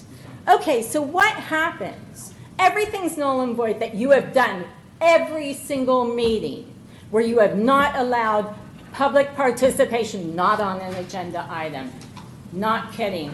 In other cities, it has been the case where where the city council members have been arrested in Florida, where they have all resigned because they have needed to. In this particular case, it would be with the exception of Cotton, because he didn't violate the law. When you choose not to follow the Sunshine Act, which is a Florida statute, that means it's a law. You are choosing to break the law. Do you have the right to break the law? No. What happens when you do? You become criminals. You can't do that. And that's not representing the people. And by the way, this half the room, they're not different from us. They're the same. You're not allowed to have that there. Thank you. Thank you for your time.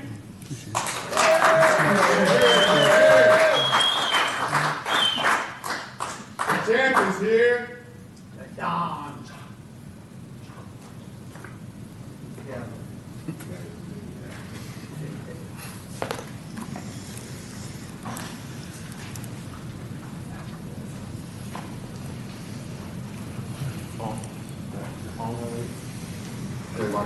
Liberty Troll. Who's Liberty Troll? Liberty Troll. Mike Zimmerman? Pat Zimmerman? Ty? Geo Nathanson? Years up. Julia Lumps? Joya. Okay. And Jay? All right, 10 minutes. 10 minutes? Thank you. First and foremost, I'd like to thank Warren Sapp, future Hall of Famer and Super Bowl champion, for joining our cause.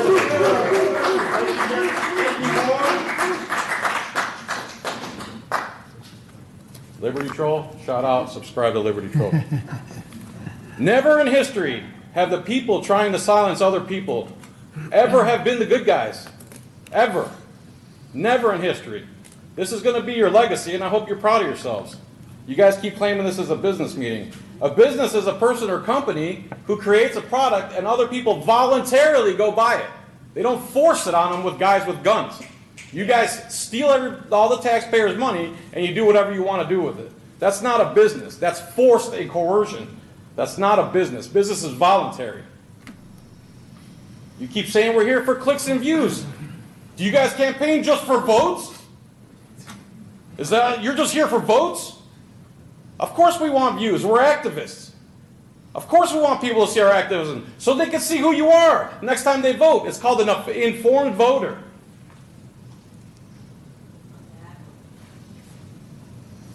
Next thing you're going to tell me the Tampa Bay Times is here to sell newspapers.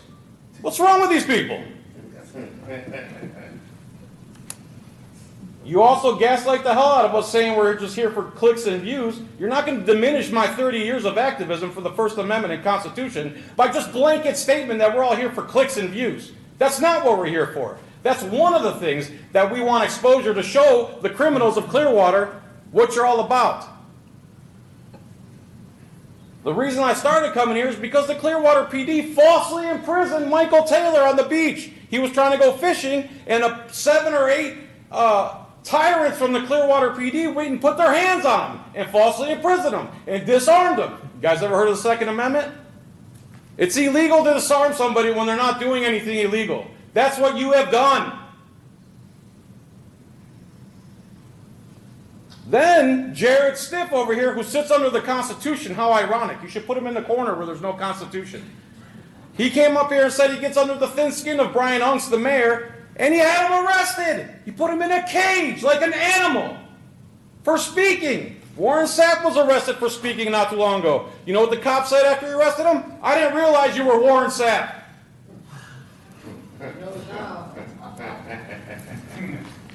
How do you sleep at night, dude? You tell your child I put a man in a cage for speaking? Continue your presentation. Thank you. Yeah. The same mayor who put Baluba in a cage for speaking gave us all the double middle fingers on his way out. And you laughed, and you laughed, and you laughed. It was hilarious. It was hilarious when he did it.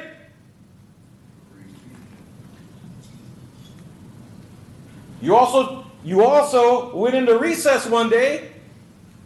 This gentleman dared to speak, and you filed charges against him, and you keep saying it's not about the Constitution. Why would you file charges against someone for speech? Who? They put you in jail too? Oh, wow. Wow. We really take our oath seriously up here, don't we? You guys spend $25 million a year for a police force that doesn't know basic law, basic Bill of Rights. When Michael Taylor was kidnapped on the beach and falsely imprisoned, what happened with that? Was anybody in trouble, or did he just suffer? And his rights were violated. First, Second, 14th, 4th, Second Amendment. Where's Beck Hasty? The number 2 guy of the Clearwater Police Department union was dealing hundreds of pounds of fentanyl and drugs for months. But you're worried about our speech. You've had 10 meetings now. You dare to call us a circus when you took the free speech away from the beginning. You put the free speech at the end. When that didn't work, you suspended it for 3 months. When 3 months went by, you suspended it again. And now you're about to vote to get rid of the free speech altogether. What the hell is wrong with you?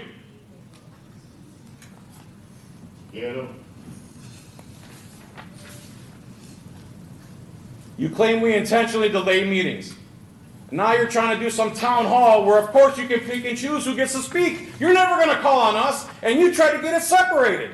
You went on the Dan Kelly show and said you believe in free speech, but here you are going to vote against free speech. You're a hypocrite, lying government parasite. Period, point blank. Shame on you. Shame on you. This is my time, sir. Let the man present. This is my time, sir. Calm down. I'm fine with them. It's you guys that need to be quiet.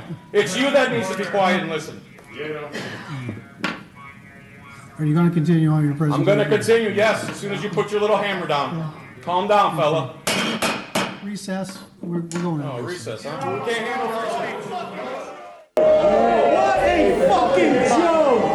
It's not your time. Oh my God. I don't know why you're taking my time to drive, baby. For what reason? So you can't handle free speech? Yeah. It's too much. It's too much for you guys to take. Go cry in the corner. Man, When you get back, don't worry. a lot of y'all looking like a bunch of dumbasses, huh? Children. We call for your immediate resignation. Is this a heavy flow day? That's what I was doing until He you... was. You just stopped him. Let him speak. stopped me. Let him speak. My time. Let him speak, please. That's These right. are your You want to be able to bosses. talk to everybody, but we can't talk to you. Please let him speak. The meeting so that he can talk. Please let him speak, sir. Please. I'll call you sir. And there's like 10 cameras in here. You make it seem like this isn't gonna go on YouTube. What the gentleman at the podium is. My name is You're about to Dumas. put 2 of us in jail for exercising our rights to freedom of speech. This man. Hey, Blaine. Now let's get back online so everybody can see. Time stays on the timer, just The reason why he just called a recess. Well, we don't need. Bye, Felicia. Resign. We don't need the mayor here. Resign. Walk away. Don't you hate the petty flow Hey, day? Sip. Because it is. Let's go get some pizza, bro. Let's go get some pizza. To do it. Come on. It's in violation. Can somebody else, walk off. Can somebody else run the meeting? Aww. Not have the legal. We called for his resignation at this It point. benefits himself to call this recess. All we ask is the man finish speaking for a couple of minutes he's got. That's all we ask for. And we'll shut up. We'll shut up if you let him speak for his other 2 minutes, whatever minutes he's got. We made this whole meeting until he started that. So just so everybody's aware. His job. Maybe the most important part. Yes, yeah, we're good there. Thank you. We're good there, Cotton. She gonna cool off and come back? Hey, Cotton. We've spoken, and you know something? I appreciate what. Faces that do not understand the timer. Yeah. It's unfortunate that that it has to come to this. It truly is.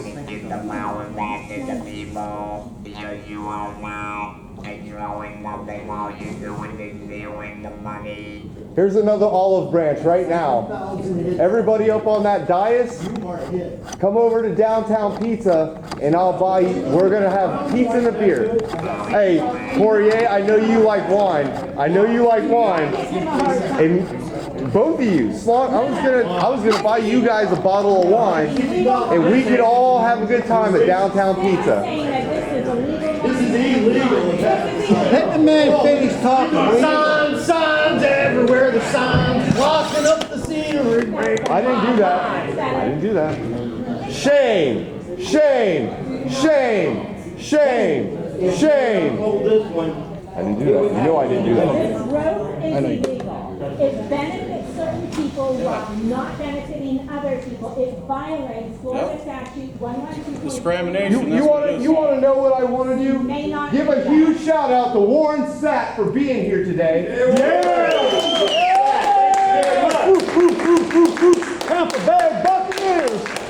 Hall of Famer is here because he appreciates everything that a lot of us in here are doing. He is here because of us. He's here because of you, the citizens. You know? I just can't handle speech. That's right. We got to stand up for our rights. If we don't stand up for something, You won't have them. you know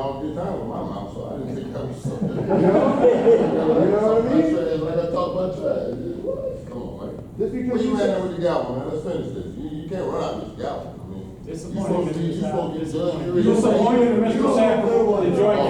Quite disappointing. This will go viral for you guys.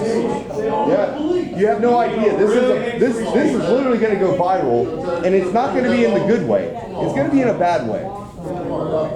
Yeah, he thinks We've got a Hall of Famer, He thinks he's and going to then escape. The what mayor you thinks just he's gonna did. escape this. ABC, NBC, CBS, CNN, Fox, all of Take them. the 3 minutes. Take your L for 3 minutes. Take your L for 3 minutes, and then we walk out. We go to Downtown Pizza. We get our bucket of beer, and we get our pizzas. You think they're better than us, dude? No, I'm not. That's why they sit above us. That's the whole purpose of that dais, is to sit above us. And I really loved when you used to sit right there and I could see your computer screen. It's funny that you don't write in your book anymore, right?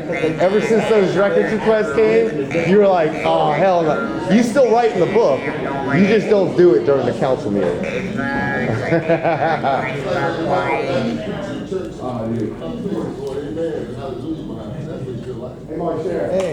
Hey, she was one of the ones that escorted us out here.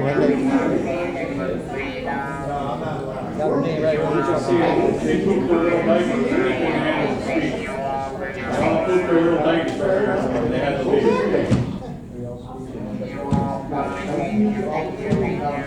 This guy used to be the chief of police, and he watched Michael Taylor get assaulted and did nothing about it. He was the chief of police when they falsely imprisoned Michael Taylor, and he didn't do anything about it. He just keeps walking around with a pretentious, smug look on his prick face. That's all he does.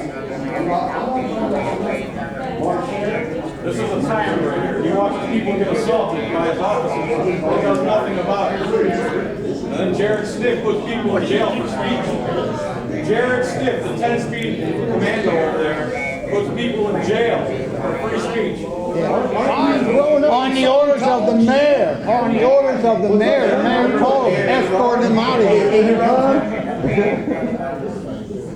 Hey, don't be Warren Sapp down here tonight. That's all right. My court calls my bond money order from all these people's pockets. Here's And I sue the shit out of There this it town. is, Clearwater, Florida.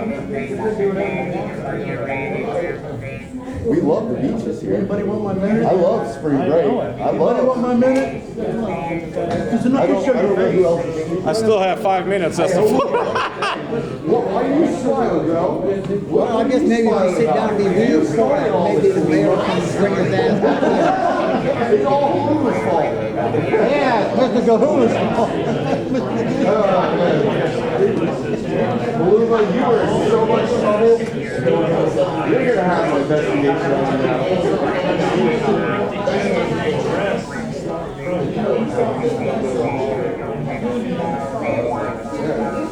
I'm right here.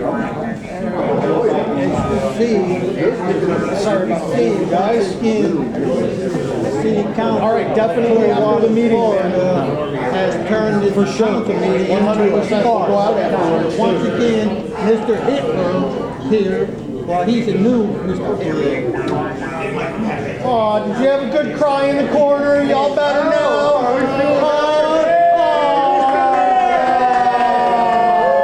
There he is, the big boy now. All right, man. We had to change our diapers. We'll sit down and be good now. We'll sit down, everybody sit down and be good. Y'all, so that Don can finish his speech. I can't hear you. That's because the meeting's still in recess. Quiet. We're ready to reconvene the meeting. If you will give this man a chance to speak. That was a good one.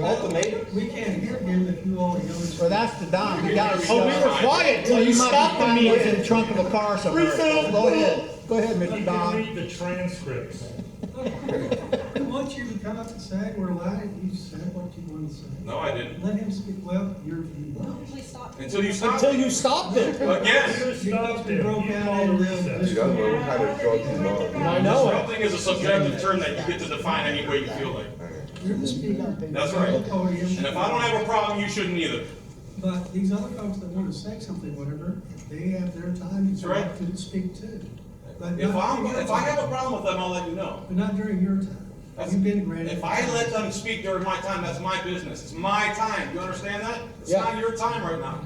It's my time. They're speaking. That's fine with me. I'm sorry I hurt your feelings. Go change your diaper. Go to Walgreens and get some tissues. Well, we can sit here and go back for hours, if that's what you want. That's not what I want. I want you to sit there and listen. Just listen and be quiet. That they read off before he stood up there are people that gave him their time. What's your point? It's my time. He represents more than one person's It's time. my time. How can I interrupt? It's my time. Get him. Not yours. Let him speak, Mayor. Please. We just want 3 minutes and we walk away. We want to go. We're hungry. Representing more than So one you can get person. I want to get through this. Okay, let's do it. Then why'd you throw a tantrum and stop the meeting then? Hey, Does anyone have a pacifier? Go ahead, John. Go ahead. my Finish daughter's up. out now Go ahead. right now. Hey, do we want to, if you want to sit here for 4 hours and yell insults. No, let him speak. Let him finish up so we can go. We can go. Keep yelling insults. Keep going. Sit all night. Speak, John. You caused it. Potential child. That's just quit. You I caused thought it. you came. Quit. I thought you came Quit. here to Let him speak. Quit. I Let thought John you came speak. here You're to not speak. letting him speak. You What? stopped There's during the certain time. The only person stopping me from speaking is you. Stop blaming everybody else. And you're Typical narcissistic behavior. This You're needs to go back disrupting the on. meeting. It's my time. How can I be disrupting? This is like Dalton. How can I disrupt This during my is time? too. Turn It the doesn't make any cameras back sense. on. Cameras need to All right, guys. Yes. Let's, Look, let's just go get through this. You all came here to So support. shameful. Such a you and shame. Turn the cameras on. If Shame, we're shame. gonna do this, They're all quiet now. You can reconvene. it's not hard. We're listening. You're the one that stopped the meeting. You're still in recess. Yeah, you're still in recess. I'm waiting until we can agree, we're all gonna not disrupt. Okay. And let's. We agree. I wasn't disrupted. Let yours. I second that. We agree. A second. Unanimous. all in favor? Aye. Thank you. Look, folks, like I said earlier. We don't need more talking. Start the We're meeting. better at this than you are. I'm trying to go get pizza, Sit man. and watch. You'll Mr. learn Taylor and something. I have had 2 conversations, Mike. Yes, sir. Off. Conversation. Take away the cameras. He's reasonable, we just talk. You're the unreasonable one. Stop blaming everyone else for your actions. That's so narcissistic. You're projecting your flaws on everybody else. I'm saying. okay. Stop lecturing and let's start the clock. Why aren't you keeping this in the public for everybody to see also? Quit yelling at me. I'm not yelling. This is how I speak. You don't want the public to see this back and You're trying forth? to control speech. Turn it on, let's go. We're all waiting on you. Are you gonna let him speak? They're not bothering me. You are. Turn the camera on. They're not bothering me. You are. But if you break out again, we're gonna recess again. When? That's understandable. All Hit the waiting. gavel. Ask either to not do that or just. Hit your gavel, start the meeting. Put them in jail like you do everybody else for speaking. Why don't you keep using that tactic? Keep locking people up like animals for speaking. You're good at that. So everyone can see it. This could have been done by now if it wasn't for you and your stupid little hammer. Yeah, this is city business. It should be on stream Yeah. for the entire Everybody city to know. and everybody to see. in the sunshine. Yes.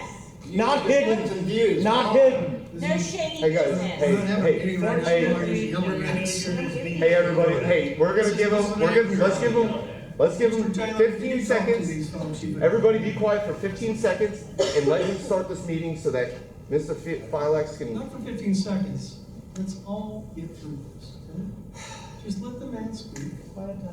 He was doing. You stop being out there. Stop blaming them for what you did.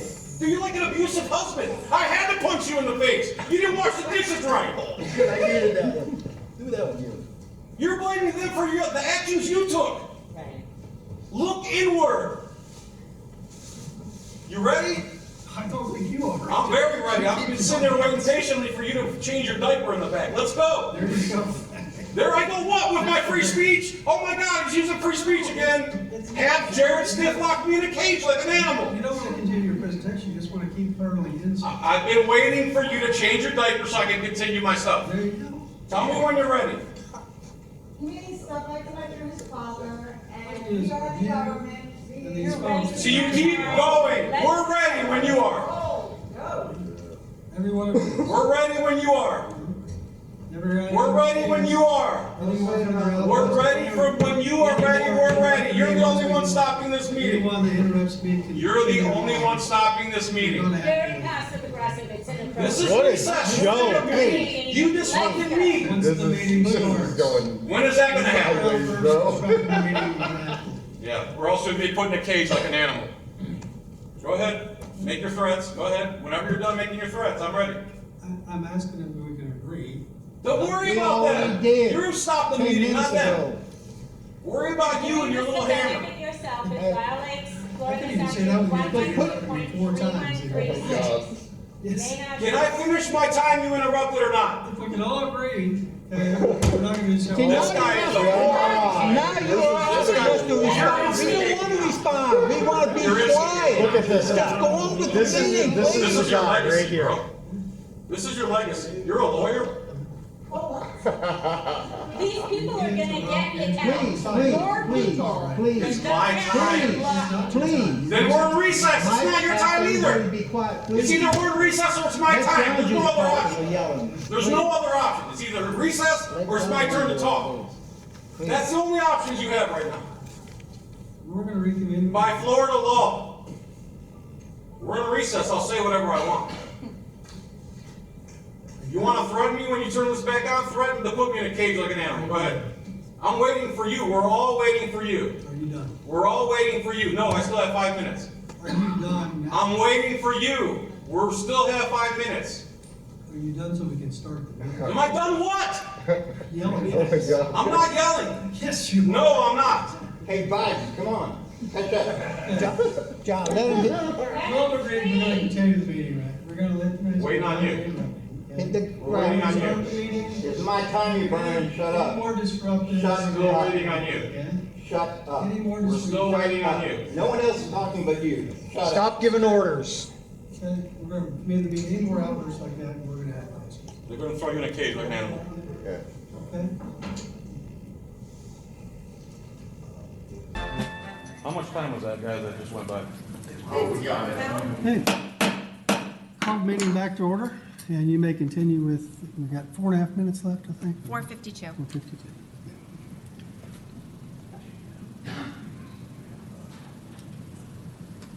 Clock's not ticking. Well, I'm waiting Just for wait you to for you to start start. speaking so I can restart the okay. timer. So, for everybody there in internet land, in case you didn't notice, Bruce Rector just interrupted my free speech, my time at the podium, saying there was a disruption, and the only person that was disrupted was Bruce Rector himself. Nobody else was disruptive, and he went in the back, changed his diaper, forgot his pacifier, came back here, and started projecting his BS on everybody else as if they were the ones that disrupted the meeting, when it was in fact you. You're like an abusive husband. Let's get that on the internet. I know I already said it, but you're like an abusive husband that punches his wife in the face, gives her 2 black eyes, and blame it on her. You use gunmen to arrest people for speech. You filed charges against him for speaking. The former mayor had him put him in a cage like an animal. Do you think we're animals? Do you think you're better than us? Mrs. Texera says, everyone I go to lunch with has no problem with us getting rid of the free speech. Unless you go to lunch with the whole city of Clearwater and the rest of the country, you're full of shit. Take a vote. Let's see who wants free speech and who doesn't want free speech. You think you're going to vote to get rid of free speech and we're going to stop coming here? I can come here and speak 10 minutes on every single agenda item, if that's what you need. I am also going to offer an olive branch. I know you don't want me here. Put it back to the way it was. Give people their time to speak, the 3 minutes at the beginning of the meeting, and you'll never see me again. Unless, of course, you got some prick bastard over here that puts people in a cage for free speech. You should be fucking ashamed of yourselves. Again, I'd like to thank Super Bowl champion, Hall of Famer Warren Sapp for joining us. And Mr. Menino said, it's a shame Mr. Sapp is acting that way. You're ashamed. You went on a radio show and claimed that you were for free speech, and you voted to get rid of it. This will be the third time now. As you turn bright red like a beet. Did you help him change his diaper back there? Do I need to bring tissues to the meeting? You understand what a business is, right? That's voluntary. What you guys do is threat, duress, and coercion. If the money that you take from the citizens doesn't get paid, you guys send guys with guns to steal their property. You are all about force. You are definitely a model abusive person. You blame them for the actions you took.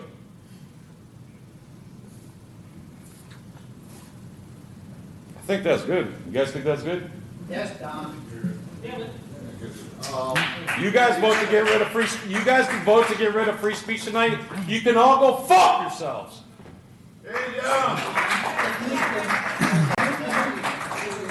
Anyone else here? Anyone else here desiring to speak to agenda item 7.4? Woo! Man, that was a lot. That's a lot to take in right there, I'll tell you what.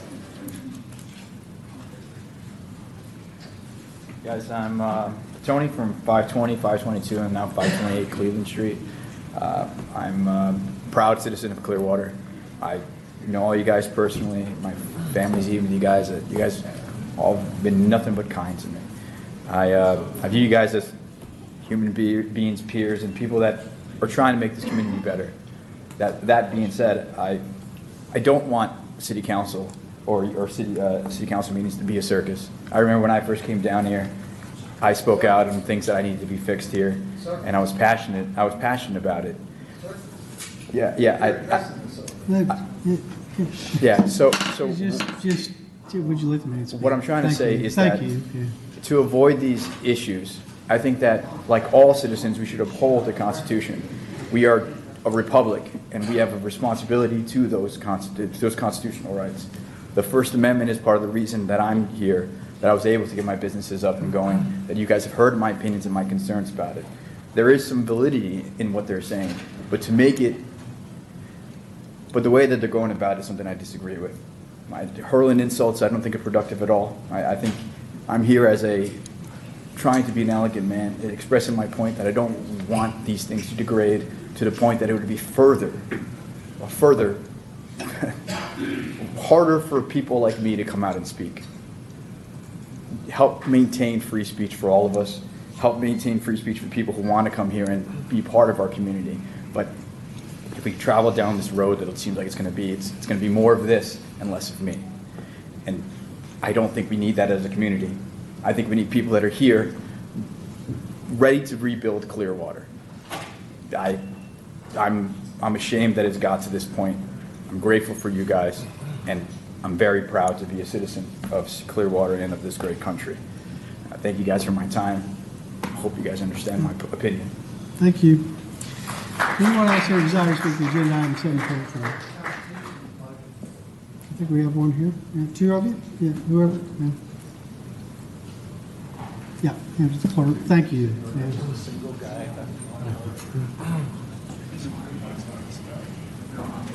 Good evening, good evening.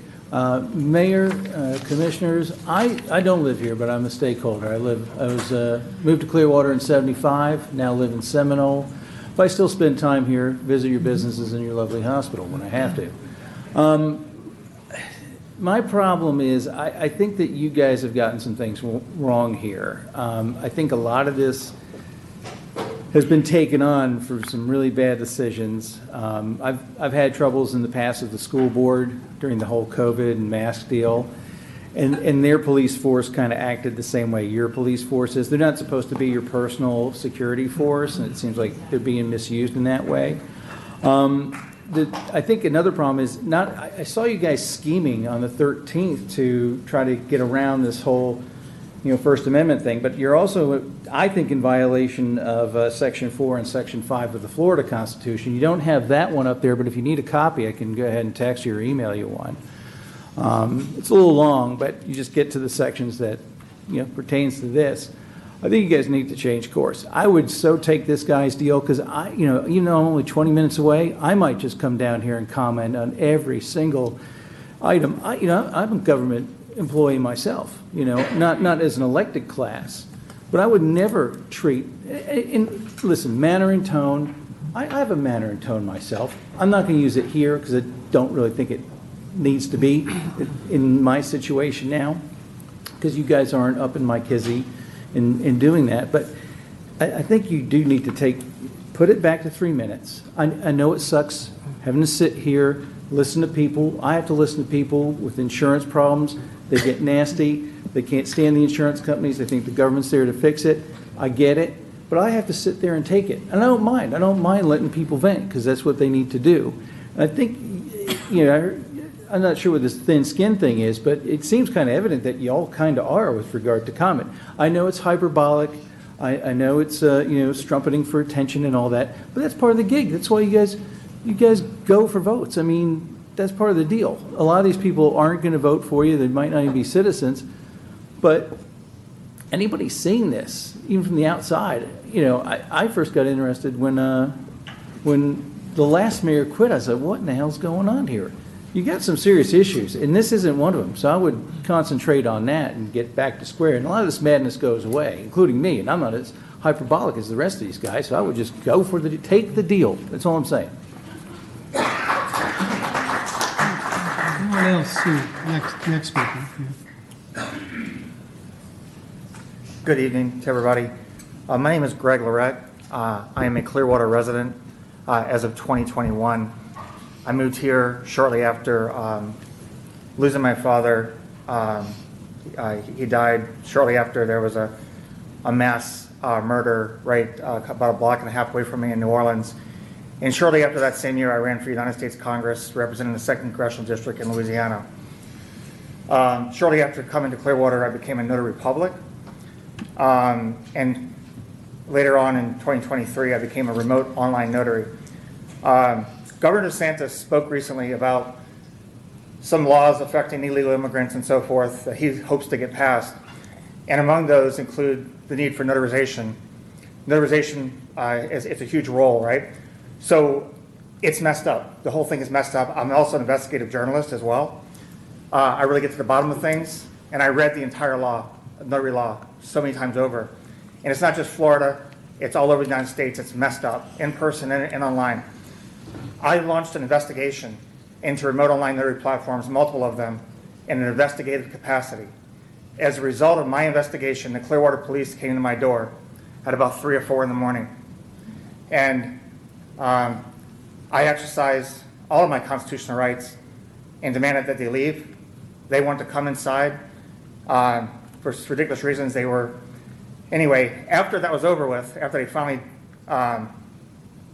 ran off, because of my, I guess they perceived me as being a threat because I exercised all of my constitutional rights. At the same time, there was a Clearwater police officer that was currently investigating drug issues, a detective at that same time, who has since been arrested for that. A detective took the time to report me to the governor of Florida for being a bad notary. Only problem was there was nothing in his report that had anything to do with me being a notary. It was only my role as an investigative reporter getting facts, trying to get to the bottom of corruption and on the bottom of people in China taking advantage of the United States. Clearwater Police Department stepped in and totally violated my rights, made me take my own money and time and stress to make a written report back to the governor's office, where I stood on my constitutional rights, and they accepted my letter. I do stand today still as remote online notary, but no thank you to the Clearwater Police Department. And so these guys they don't know the story. They don't know my story. And you guys don't know me, but I've sat right here multiple times in these meetings prior to him coming in here. Shortly after I moved to Clearwater, I came to these meetings on a relatively regular basis. I have no intention to run for political office again. I will be on the back end of some of those campaigns, but none of these guys know this story. It's the first time they're hearing it. Thank you very much.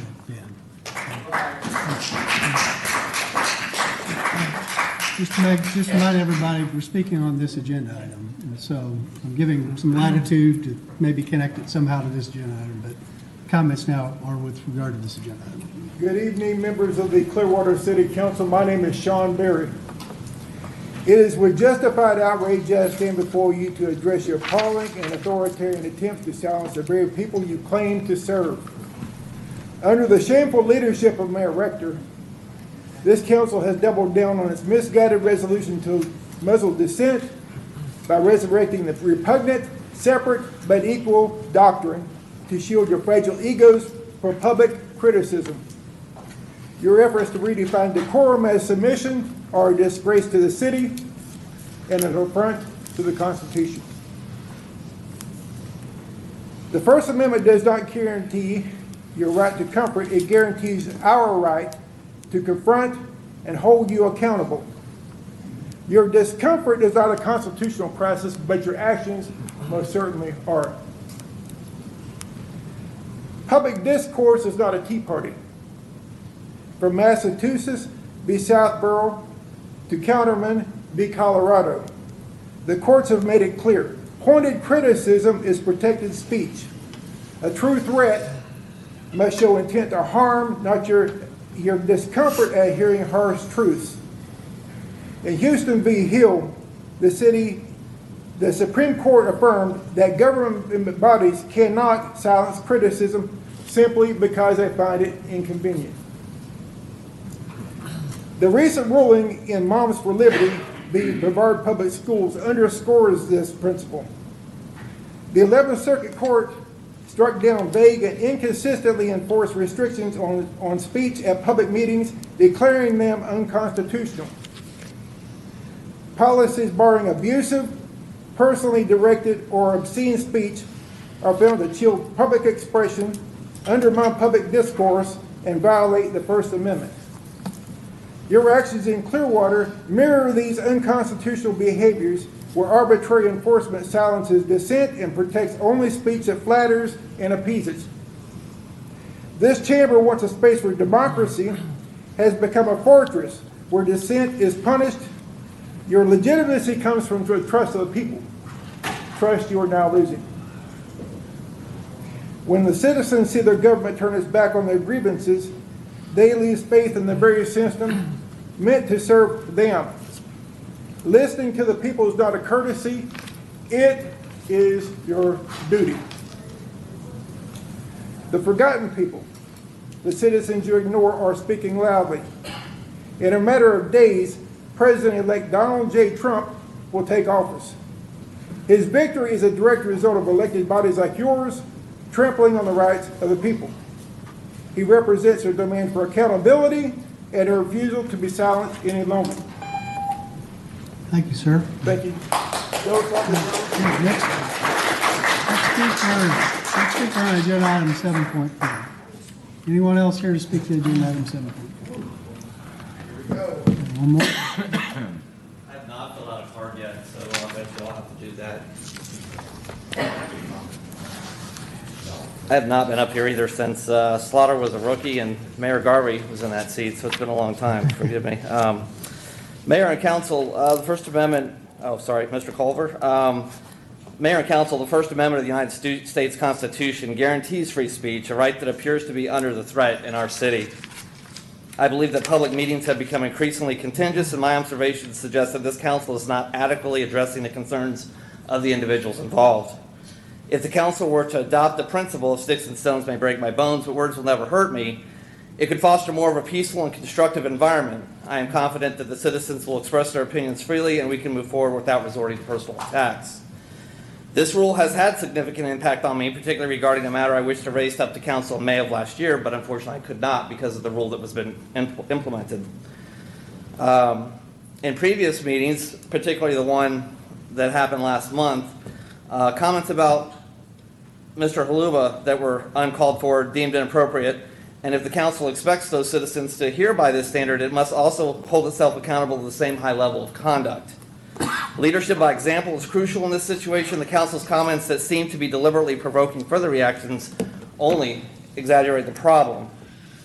We live in a society where individuals may express their opinions more freely than others, and this is perfectly acceptable. However, it is important to ensure that these expressions are conducted in a respectful and constructive manner. Mayor Rector, I'm a little concerned about the phone call that you made to Mr. Taylor about my involvement in this matter. Obviously, I've emailed you. I requested a call back, which you did not do. I'm a little taken back by that. Don't know why. My phone number hasn't changed. I'm there to answer my phone all the time. But by going to Mr. Taylor and going around me, that's disrespectful, and you're merely just poking the bear still. Again, this was based upon those comments that were made last month. They were undoubtedly heard by the entire public, including myself in real time. And obviously, these individuals should be accountable for their actions, whoever they may be. Those particular comments, in my opinion, were inappropriate, and obviously, I feel that Mr. Haluba should be, someone should give Mr. Haluba an apology.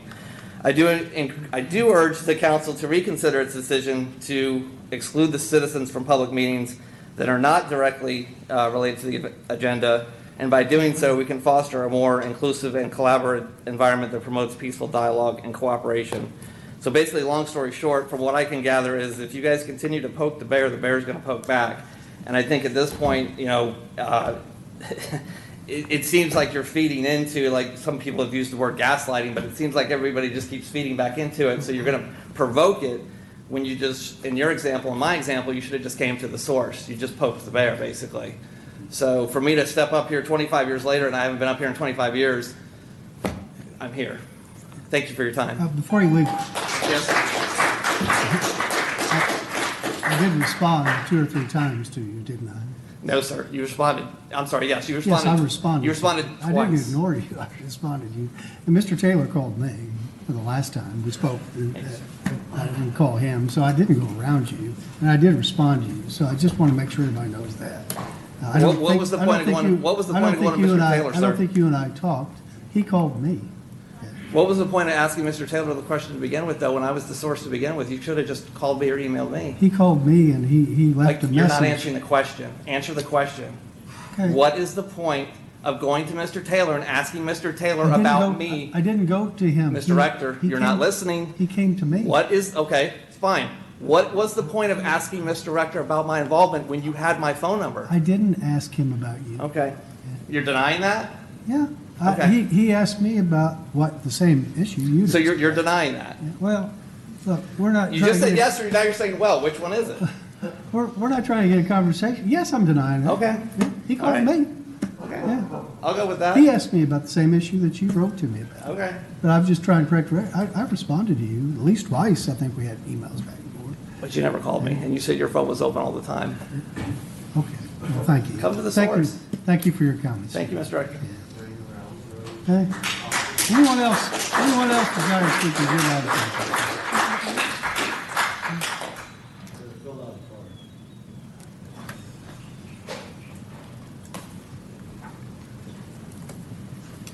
Hi, I'm Blaine Enderly. I'm Mr. Slaughter. Mr. Briere. Mr. Cotton. Mr. Harrier. Mr. Rector, I've talked to you a lot. I think you're doing a great job. Mr. R. Barton, God bless you. Meningo, I'm on your side 99% of the time. Lawyer, I don't know who you are, bro. You are so lucky. Ask these people. Mrs. Call, I love you. You deserve a raise. Okay, let's talk about what's going on, what's not on the agenda. You all know the decision's been made. He gave you a 3-minute, he gave you saying, hey, take it back to what it was. I wish you'd do it, but we all know you're not. But like the gentleman before me said, you poked the bear. What's coming at you is this, over and over and over. I don't want to see that. I don't like coming down here. Nobody likes to hear me, and nobody wants to hear them. We want these meetings to go like clockwork. Mr. Slaughter. Mr. Hurriedly, just present to us, to the council. Thank you again.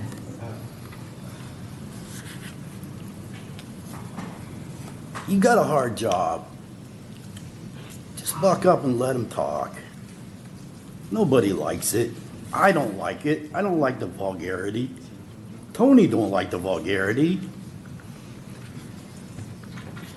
But let him talk.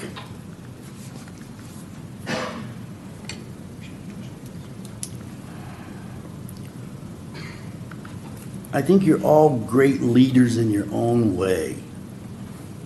And you're doing it all individually, and I'm approving every one of you. Well, Mrs. Breer, me and you are not on the same page yet, but we're going to try. So please, take their offer. Let it go back the way it was. Let it go in one ear and out the other. Otherwise, you got this coming at you, and it's coming big. God bless you.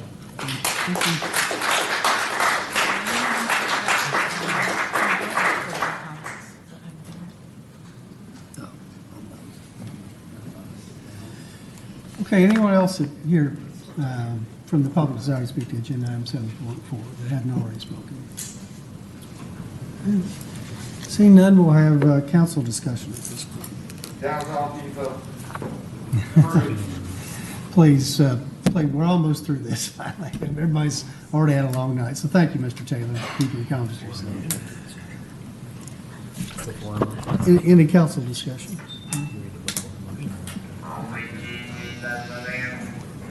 Could we please, could you please allow us to discuss?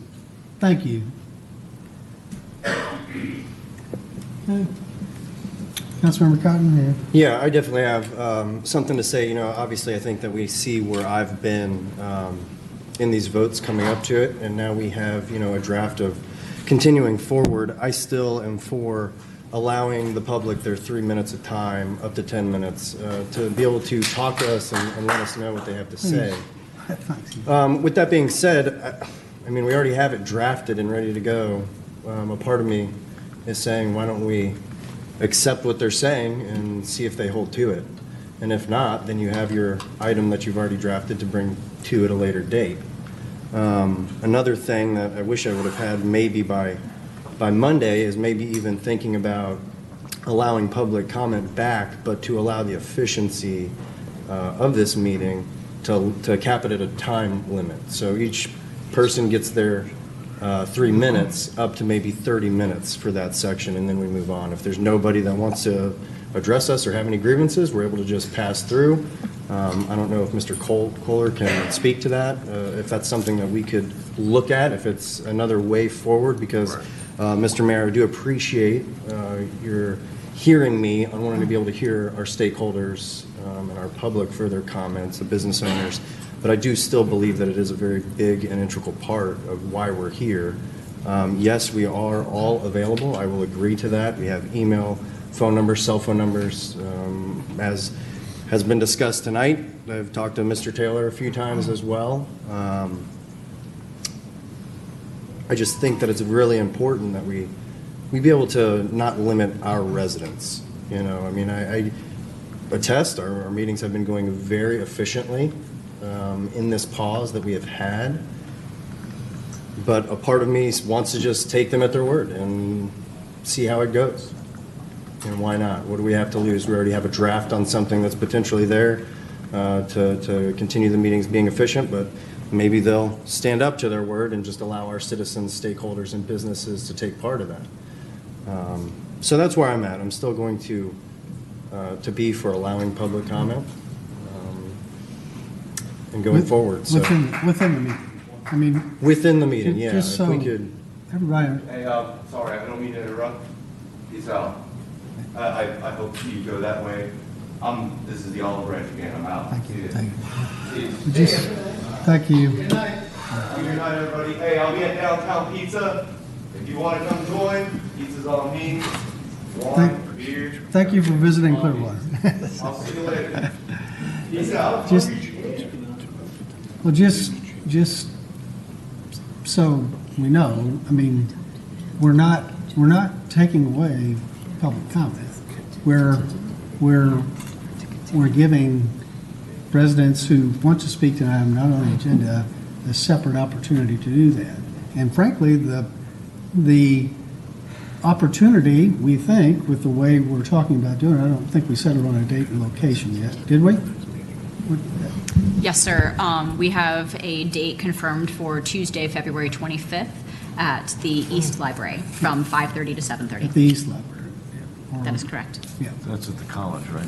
Yeah, it's at SBC. So, you know, we all hear from people throughout Clearwater, and I was at a meeting this morning in Tampa and talking to somebody who wasn't from Clearwater, and they're like, I told them that Clearwater goes all the way northeast to Curlew Road. And they're like, wow, I thought that was Safety Harbor up there. No, we go way, way northeast. And for those folks who live way up in North Countryside, to have to come down here on a Thursday night to speak to an item not on the agenda, I think by moving this to the East Library right there on US 19, instead of on the far western edge of Clearwater, we put it more in the center of Clearwater. It's a better opportunity for us to hear from our citizens throughout the entire city. Clearwater's a big city. I mean, we've got 118,000 people census population. If you count all the people who own property here and who have a Clearwater address, even though they may be in unincorporated Clearwater, we're probably at 300,000 people. And to hold all of our meetings, the only opportunity for them to give comments to us direct on downtown Clearwater, right next to the water, on the far western side of the city, I think is just, it's not the way we think we want.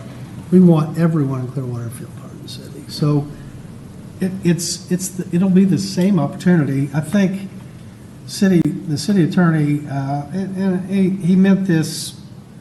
We were all just thinking out loud on Monday, but he used the term town hall. We're not intending to have a town hall where we choose a speaker tonight. Said, oh, we're going to choose who speaks. No, it's the same format that we have for these meetings now, to where we welcome the public to come in and speak for 3 minutes and share with us whatever issue, whatever topic they want to share with us. And we'll all be there and all be recorded. But by moving the location to the other side of Clearwater, and also by separating from this meeting to where they don't have to sit through all the agenda items, they have to sit through all the proclamations. They just come and they share whatever they want to share once a month, or once every other month, but frequently. To me, that's a better opportunity for them, and it's right-sizing the opportunity for the day and age we live in. We all know, and there was a speaker, 2 speakers ago, talked about communicated to us in writing. I responded back. I tried my best. I'm sure I missed 1 or 2, but I try my best to respond back at least once to everyone who writes me or calls, and I know the others here do similar. But we're not trying to eliminate freedom of speech, take away. And so one of the other comments said tonight was, well, you all just don't like to have criticism. Believe me, you don't have to sit in these seats very long before you better get used to being yelled at, called names. There was somebody after our last council meeting called me from Texas. Most folks, Mr. Taylor, we've had fine conversations away from the camera about this issue, other issues. This gentleman, he screamed at me from somewhere in Texas called me all kinds of names, and I took it. I mean, I don't know if I don't think he's ever visited Clearwater actually himself. But that's part of the gig. We all know that. We get criticized, particularly of us who run pretty tough campaigns. That's not what this is about. It's about providing a good opportunity for our citizens to come and engage with us in an environment where they don't have all the other stuff we go through a regular meeting, move the location to where we access more of Clearwater, but they'll have the same opportunity that they had before when we had this opportunity on our business agenda. It will just be a better opportunity for them to come and speak their mind and raise issues that aren't on the agenda, I think. And something the way these things have been, many have said getting out of hand, it's costing our taxpayers money. I mean, all the staff resources we have to put in setting up and addressing it, it's costing our taxpayers money. This is a more efficient way for us that will eventually save the taxpayers more money. So I was big on having another opportunity for folks to address us as a group on whatever topic they want. We all get communications from citizens, whether it be, it's code enforcement or different issues from time to time. I see the value of still having an opportunity for citizens to come in and speak to all of us. This will be a better opportunity, I think, for us. The five of us, we don't have a lot of staff at these other meetings, but it's an extra meeting. It's going to be more work for us. But I think it's the best way for us to allow folks anybody can come. We're not limiting anybody. You can come, you can drive from Colorado, wherever you want to come to speak at that meeting. But it's a better opportunity for us to let people present those thoughts so that if there is a highly contentious meeting issue on the regular agenda, that folks, whether it's a neighborhood issue, planning and zoning, a better environment for them to come in and address business items because they don't have to deal with what we've been dealing with. Well, we had some tonight there to sit through that. So for me, this other meeting we've already scheduled is a better opportunity.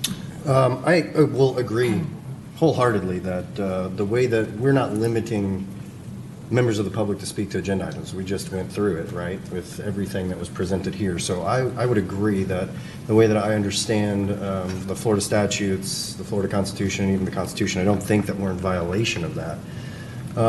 Again, it just comes back to, and I greatly appreciate the new meeting and format that we're setting up.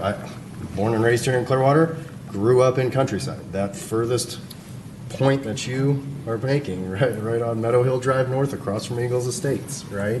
So I completely understand and know the sentiment of what you're talking about for those folks to try and come down here, especially during the time frame in which we start.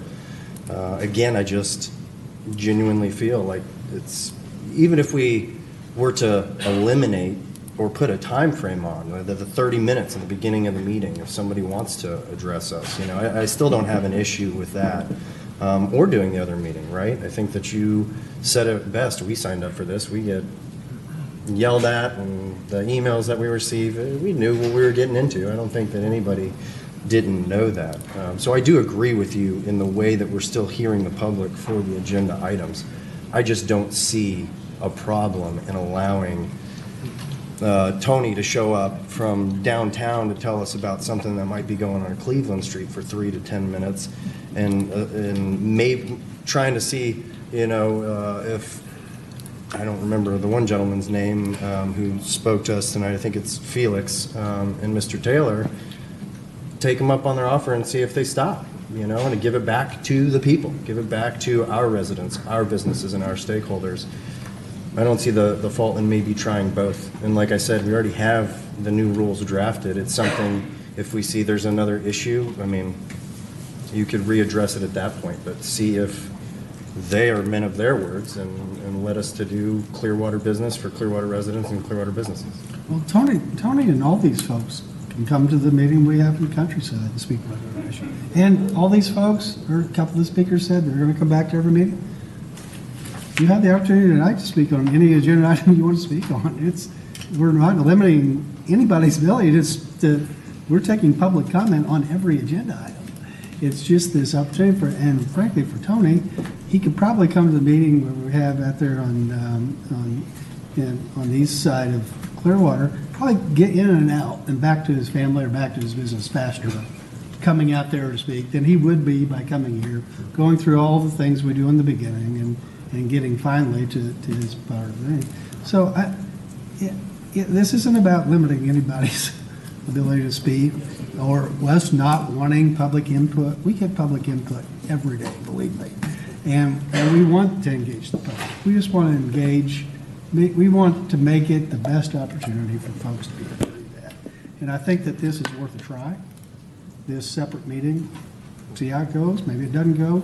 To your point, there are some communities and some local governments in Florida that you have to reserve your time ahead of the meeting on the agenda. If you don't call and book your time to speak, you don't get on their agenda.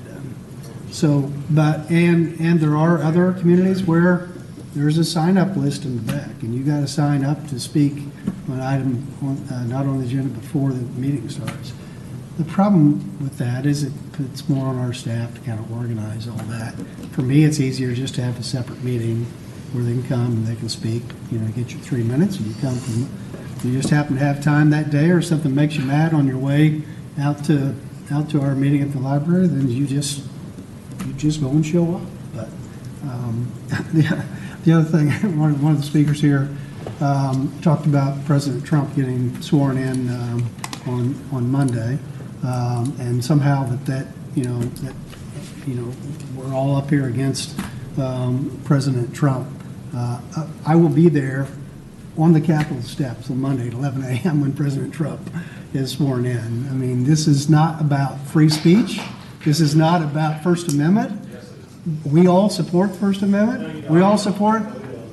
We support the Second Amendment. So you know, this is about providing our citizens.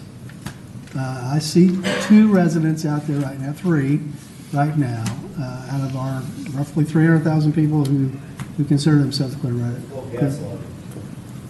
This is about providing them an opportunity to come in and speak, the best opportunity we can to speak to an item not on the agenda of a regular city council meeting. And so I think at this point, this alternative is the best alternative to try. If it doesn't work, we'll try something else. Maybe we'll try something like this. But I think it's worth a try, just seeing how it goes. And could provide a better opportunity because it now engages the east side of Clearwater and allows people who ordinarily might not be able to make it down here an opportunity to come and present to us. Right. Any other? Councilmember Nino? Do either of these, Councilwoman, do you want Sure. Thank you, Mr. Mayor. I think we've all beat this subject and topic up for over 8 months and gave stances of our beliefs and thoughts on it. I respect the councilman's posture.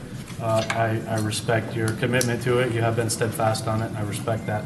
I also respect what you're saying in a sense of I have heard overwhelmingly for the past 6 years that there's a lot of people in our community that cannot get down here to City Hall to regress us, address us, share with us, and communicate with us. And they have begged us to find ways to get out into our community, to engage with them at that level, and create more of a participatory government.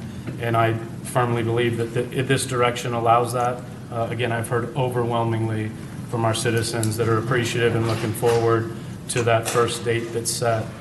And I support that as well. So if we can just move on from this, I think we probably need a resolution reading, then a motion, then a second resolution reading, and then we can move forward without cutting anyone else off from their thoughts.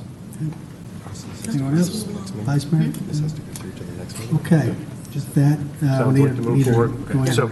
So there's 2 resolutions. I think we should recommend a vote for each resolution. So I'm going to read the first one, resolution number 2502, a resolution of the City of Clearwater, Florida, amending council rules providing an effective date. Move to adopt Resolution 2502. Second. All those in favor? Aye. Opposed? Nay. Okay. It'd be 4-1 with Councilmember Cotton voting against. So second resolution is resolution number 2503, a resolution of the City of Clearwater, Florida, amending council rules providing an effective date. Move to adopt Resolution 25-03. Second. All those in favor? Aye. Opposed? Nay. Okay, 4-1 with Councilmember Cotton voting against. Thank you. Okay. That moved to item 8.1 on the agenda. Is the flag at half-mast because free speech died here? Well, thank you. Bang, bang, bang, bang. We'll be at every town hall meeting. Don't fucking retards. Every one of them will be at. Every single one. And you won't get two gang members to throw us out then. I'm not against everyone. Okay. So 8.1, it's a second reading. Ordinance number 9802-25. An ordinance of the City of Clearwater, Florida, annexing certain real property located on the east side of St. Anthony Drive, approximately 340 feet south of St. Croix Drive, whose post office address is 1755 St. Anthony Drive, Clearwater, Florida, 33759, into the corporate limits of the city, and redefining the boundary lines of the city to include said addition, providing an effective date. Okay, is there anyone here from the public desire to speak to agenda item 8.1? Hearing none, any council discussion? Is there a motion? Make a motion to approve agenda item 8.1. Second. All those in favor? Aye. Opposed? Unanimous. Agenda item 8.2.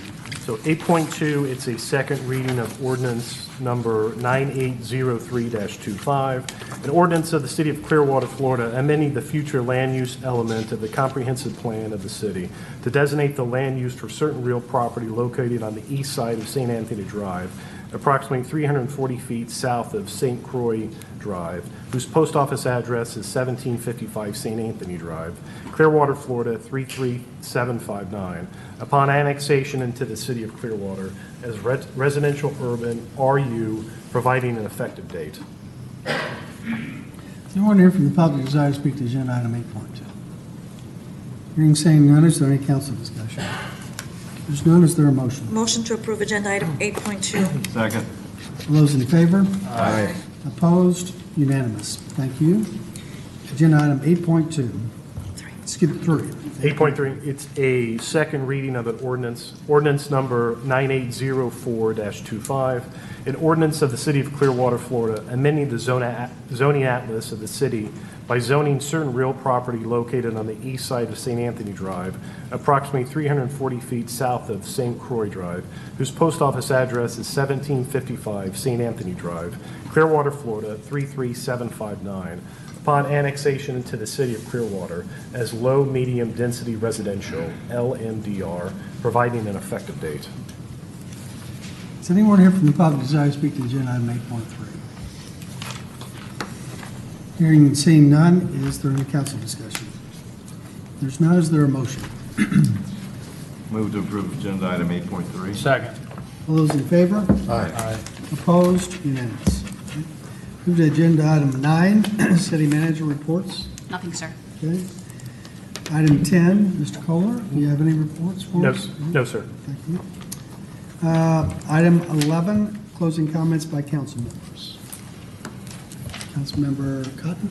Yeah, we're in the new year, so I hope everybody had a good new year. I hope everybody that's out watching at home had a good year, and hopefully 2025 will be great and prosperous for all of us. We do have the incoming president coming in on Monday, which I think that we'll have really good times ahead with that. So I hope everybody enjoys the 20th and has a great 2025. Councilmember Teixeira? Thank you.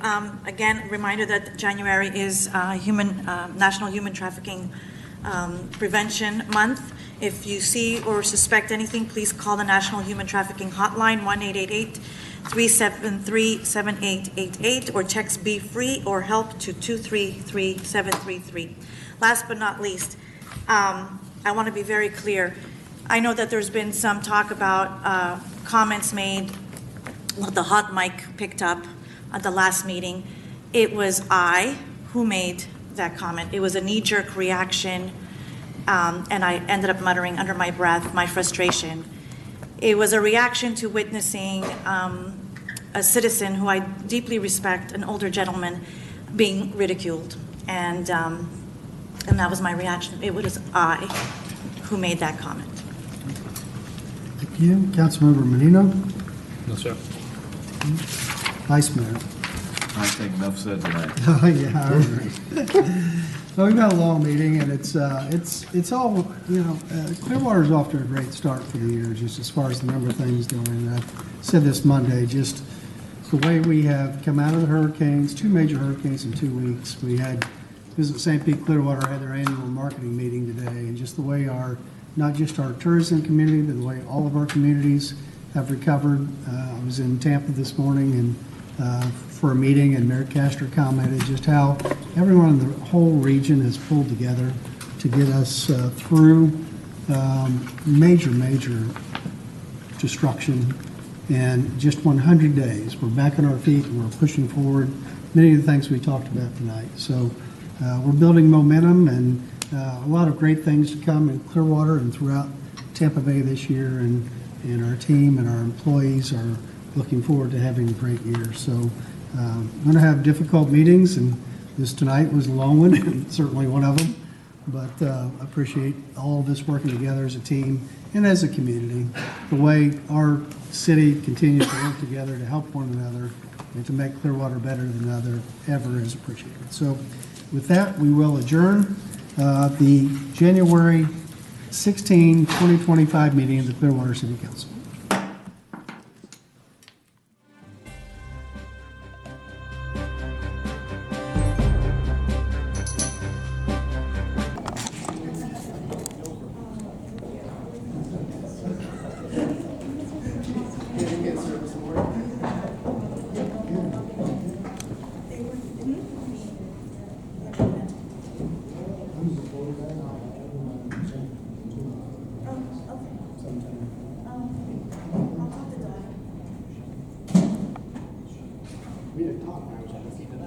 No, but I mean, I've been around forever, man. I grew up on South Greenway, so.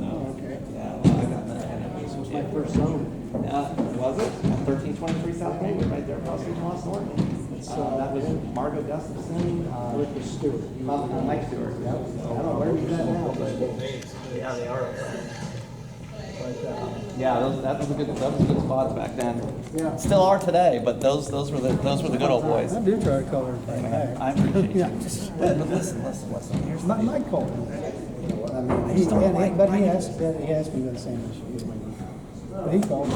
Lena, thank you for coming out and saying what you said, because I knew that took a lot to apologize to Mr. Aluba for that, so we appreciate that. Thank you. Thank you. But anyways,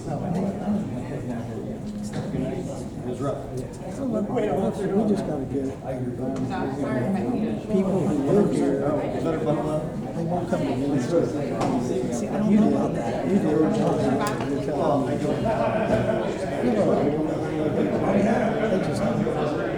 This whole thing. And that's sad. And because they're struggling. I know, but here's the thing, like, here's what I think they're all getting at. And this is the same. They can still come. But here's where our conviction is. And you're an attorney, and I respect that. I'm not. But when I spit it, you're just going to absorb it. I know you want to defend yourself as a politician, but you do answer the question. That's, I think, the biggest thing here is, like, when we watch these confirmation hearings, it's like, just answer the question. You know what I mean? And we get so frustrated because everybody wants to be involved. If we just had somebody that we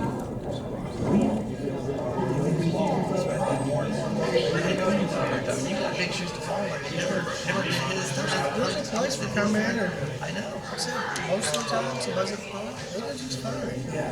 When they start yelling, I know. And they started getting combative, and I didn't want to do that, but you would. But you see what I'm saying? People were just. I know.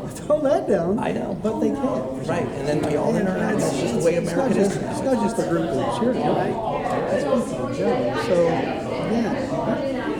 yeah, I want everyone. That little lady, or who, she's not gonna come anywhere near. And that sucks, because I love them citizens, I really do. I love them, because you've got some people that have been here for a long time. I know, it sucks, but at the end of the day, that's the way they wrote it. I get back to you, apologize, I didn't call you back. I even text you a text, I'm like, dude, call me back. You wouldn't believe. Yeah. So, here's an example. Somebody from Iowa got a parking ticket. I think I heard this story, you told this story. And he's mad, and so he calls me, he said, he wrote to an email, he said, I just didn't know who else to call. I called the mayor to complain about my parking ticket. Tons every day. Yeah, I know. And I want to take care of those. I want to call them back and respond to them. And they appreciate that. That makes you more of a Even person. they don't live here. The guy's Yeah. from Iowa, you know. Yeah. He never moved from me. Yeah. But I want to make sure he had a good experience and he got taken care of. So I just want to share that. But I have literally have not stepped in this dais since Garvey was sitting there, Roberto was sitting there. It's been a long time ago. And yeah, so I appreciate you. The comment I'm gonna make that I was not allowed to make in May, it's nothing serious, but it is serious. And it hurts because as a graduate from Clearwater High in May, nobody was at the rededication ceremony from Clearwater High, including the newly elected officials. Because they didn't invite us. I'm calling shenanigans on that because I talked to the principal. I didn't know about it. Well, I told Current events, man. Follow Clearwater High on Facebook. I do. I was there. It was there on Facebook. I mean, it hurt as a graduate. It hurt my feelings. Oh, bad, man. I was angry with you about it. I called them. See, yeah, they wanted to blame you guys. So typical. I don't know who to blame, but it hurt. It really hurt because I'm looking around going, and the only guy that was there was Morton. And obviously, I don't know if you've ever talked to Morton, but Morton was there. You know, he was minor. He had a stroke. Dude, that guy runs some business. You know what I'm saying? But that one I was mad that we didn't get. Yeah. I see that, and that was the thing. I was like, where is everybody? Sometimes at? I had to fix it too. Our staff gets invitation, they don't pass it on to us. That hurt. We had she's no longer. Right. I got an assistant. I got a new one. But there were a couple of times where she didn't pass on information. It just sucks because, like, for what I do for work, and I go to and from the beach all the time, when you pass the gateway to the city now, because that is the gateway to the city, you and I both know this city's been working for 50 years to try to redo Gulf to Bay. Yeah. And they just can't because of all the rules and red tape. But at the end of the day, when you got this gateway to the city, I was looking forward to somebody representing the city. Yeah. Well, I went to basketball game. Well, there you go. I go, and at that, I Yeah. just saw it on the calendar and I went. So to your point. And you can tell Ryan that's the real CHS, not the fake CHS. I appreciate you, Mr. Director, as always. Thank you. Thank you. Thanks, sir. Drive safe. You too, brother. Gentlemen and lady, have a good night. Thanks, sir. Have a good Thank night. you. You as well, sir.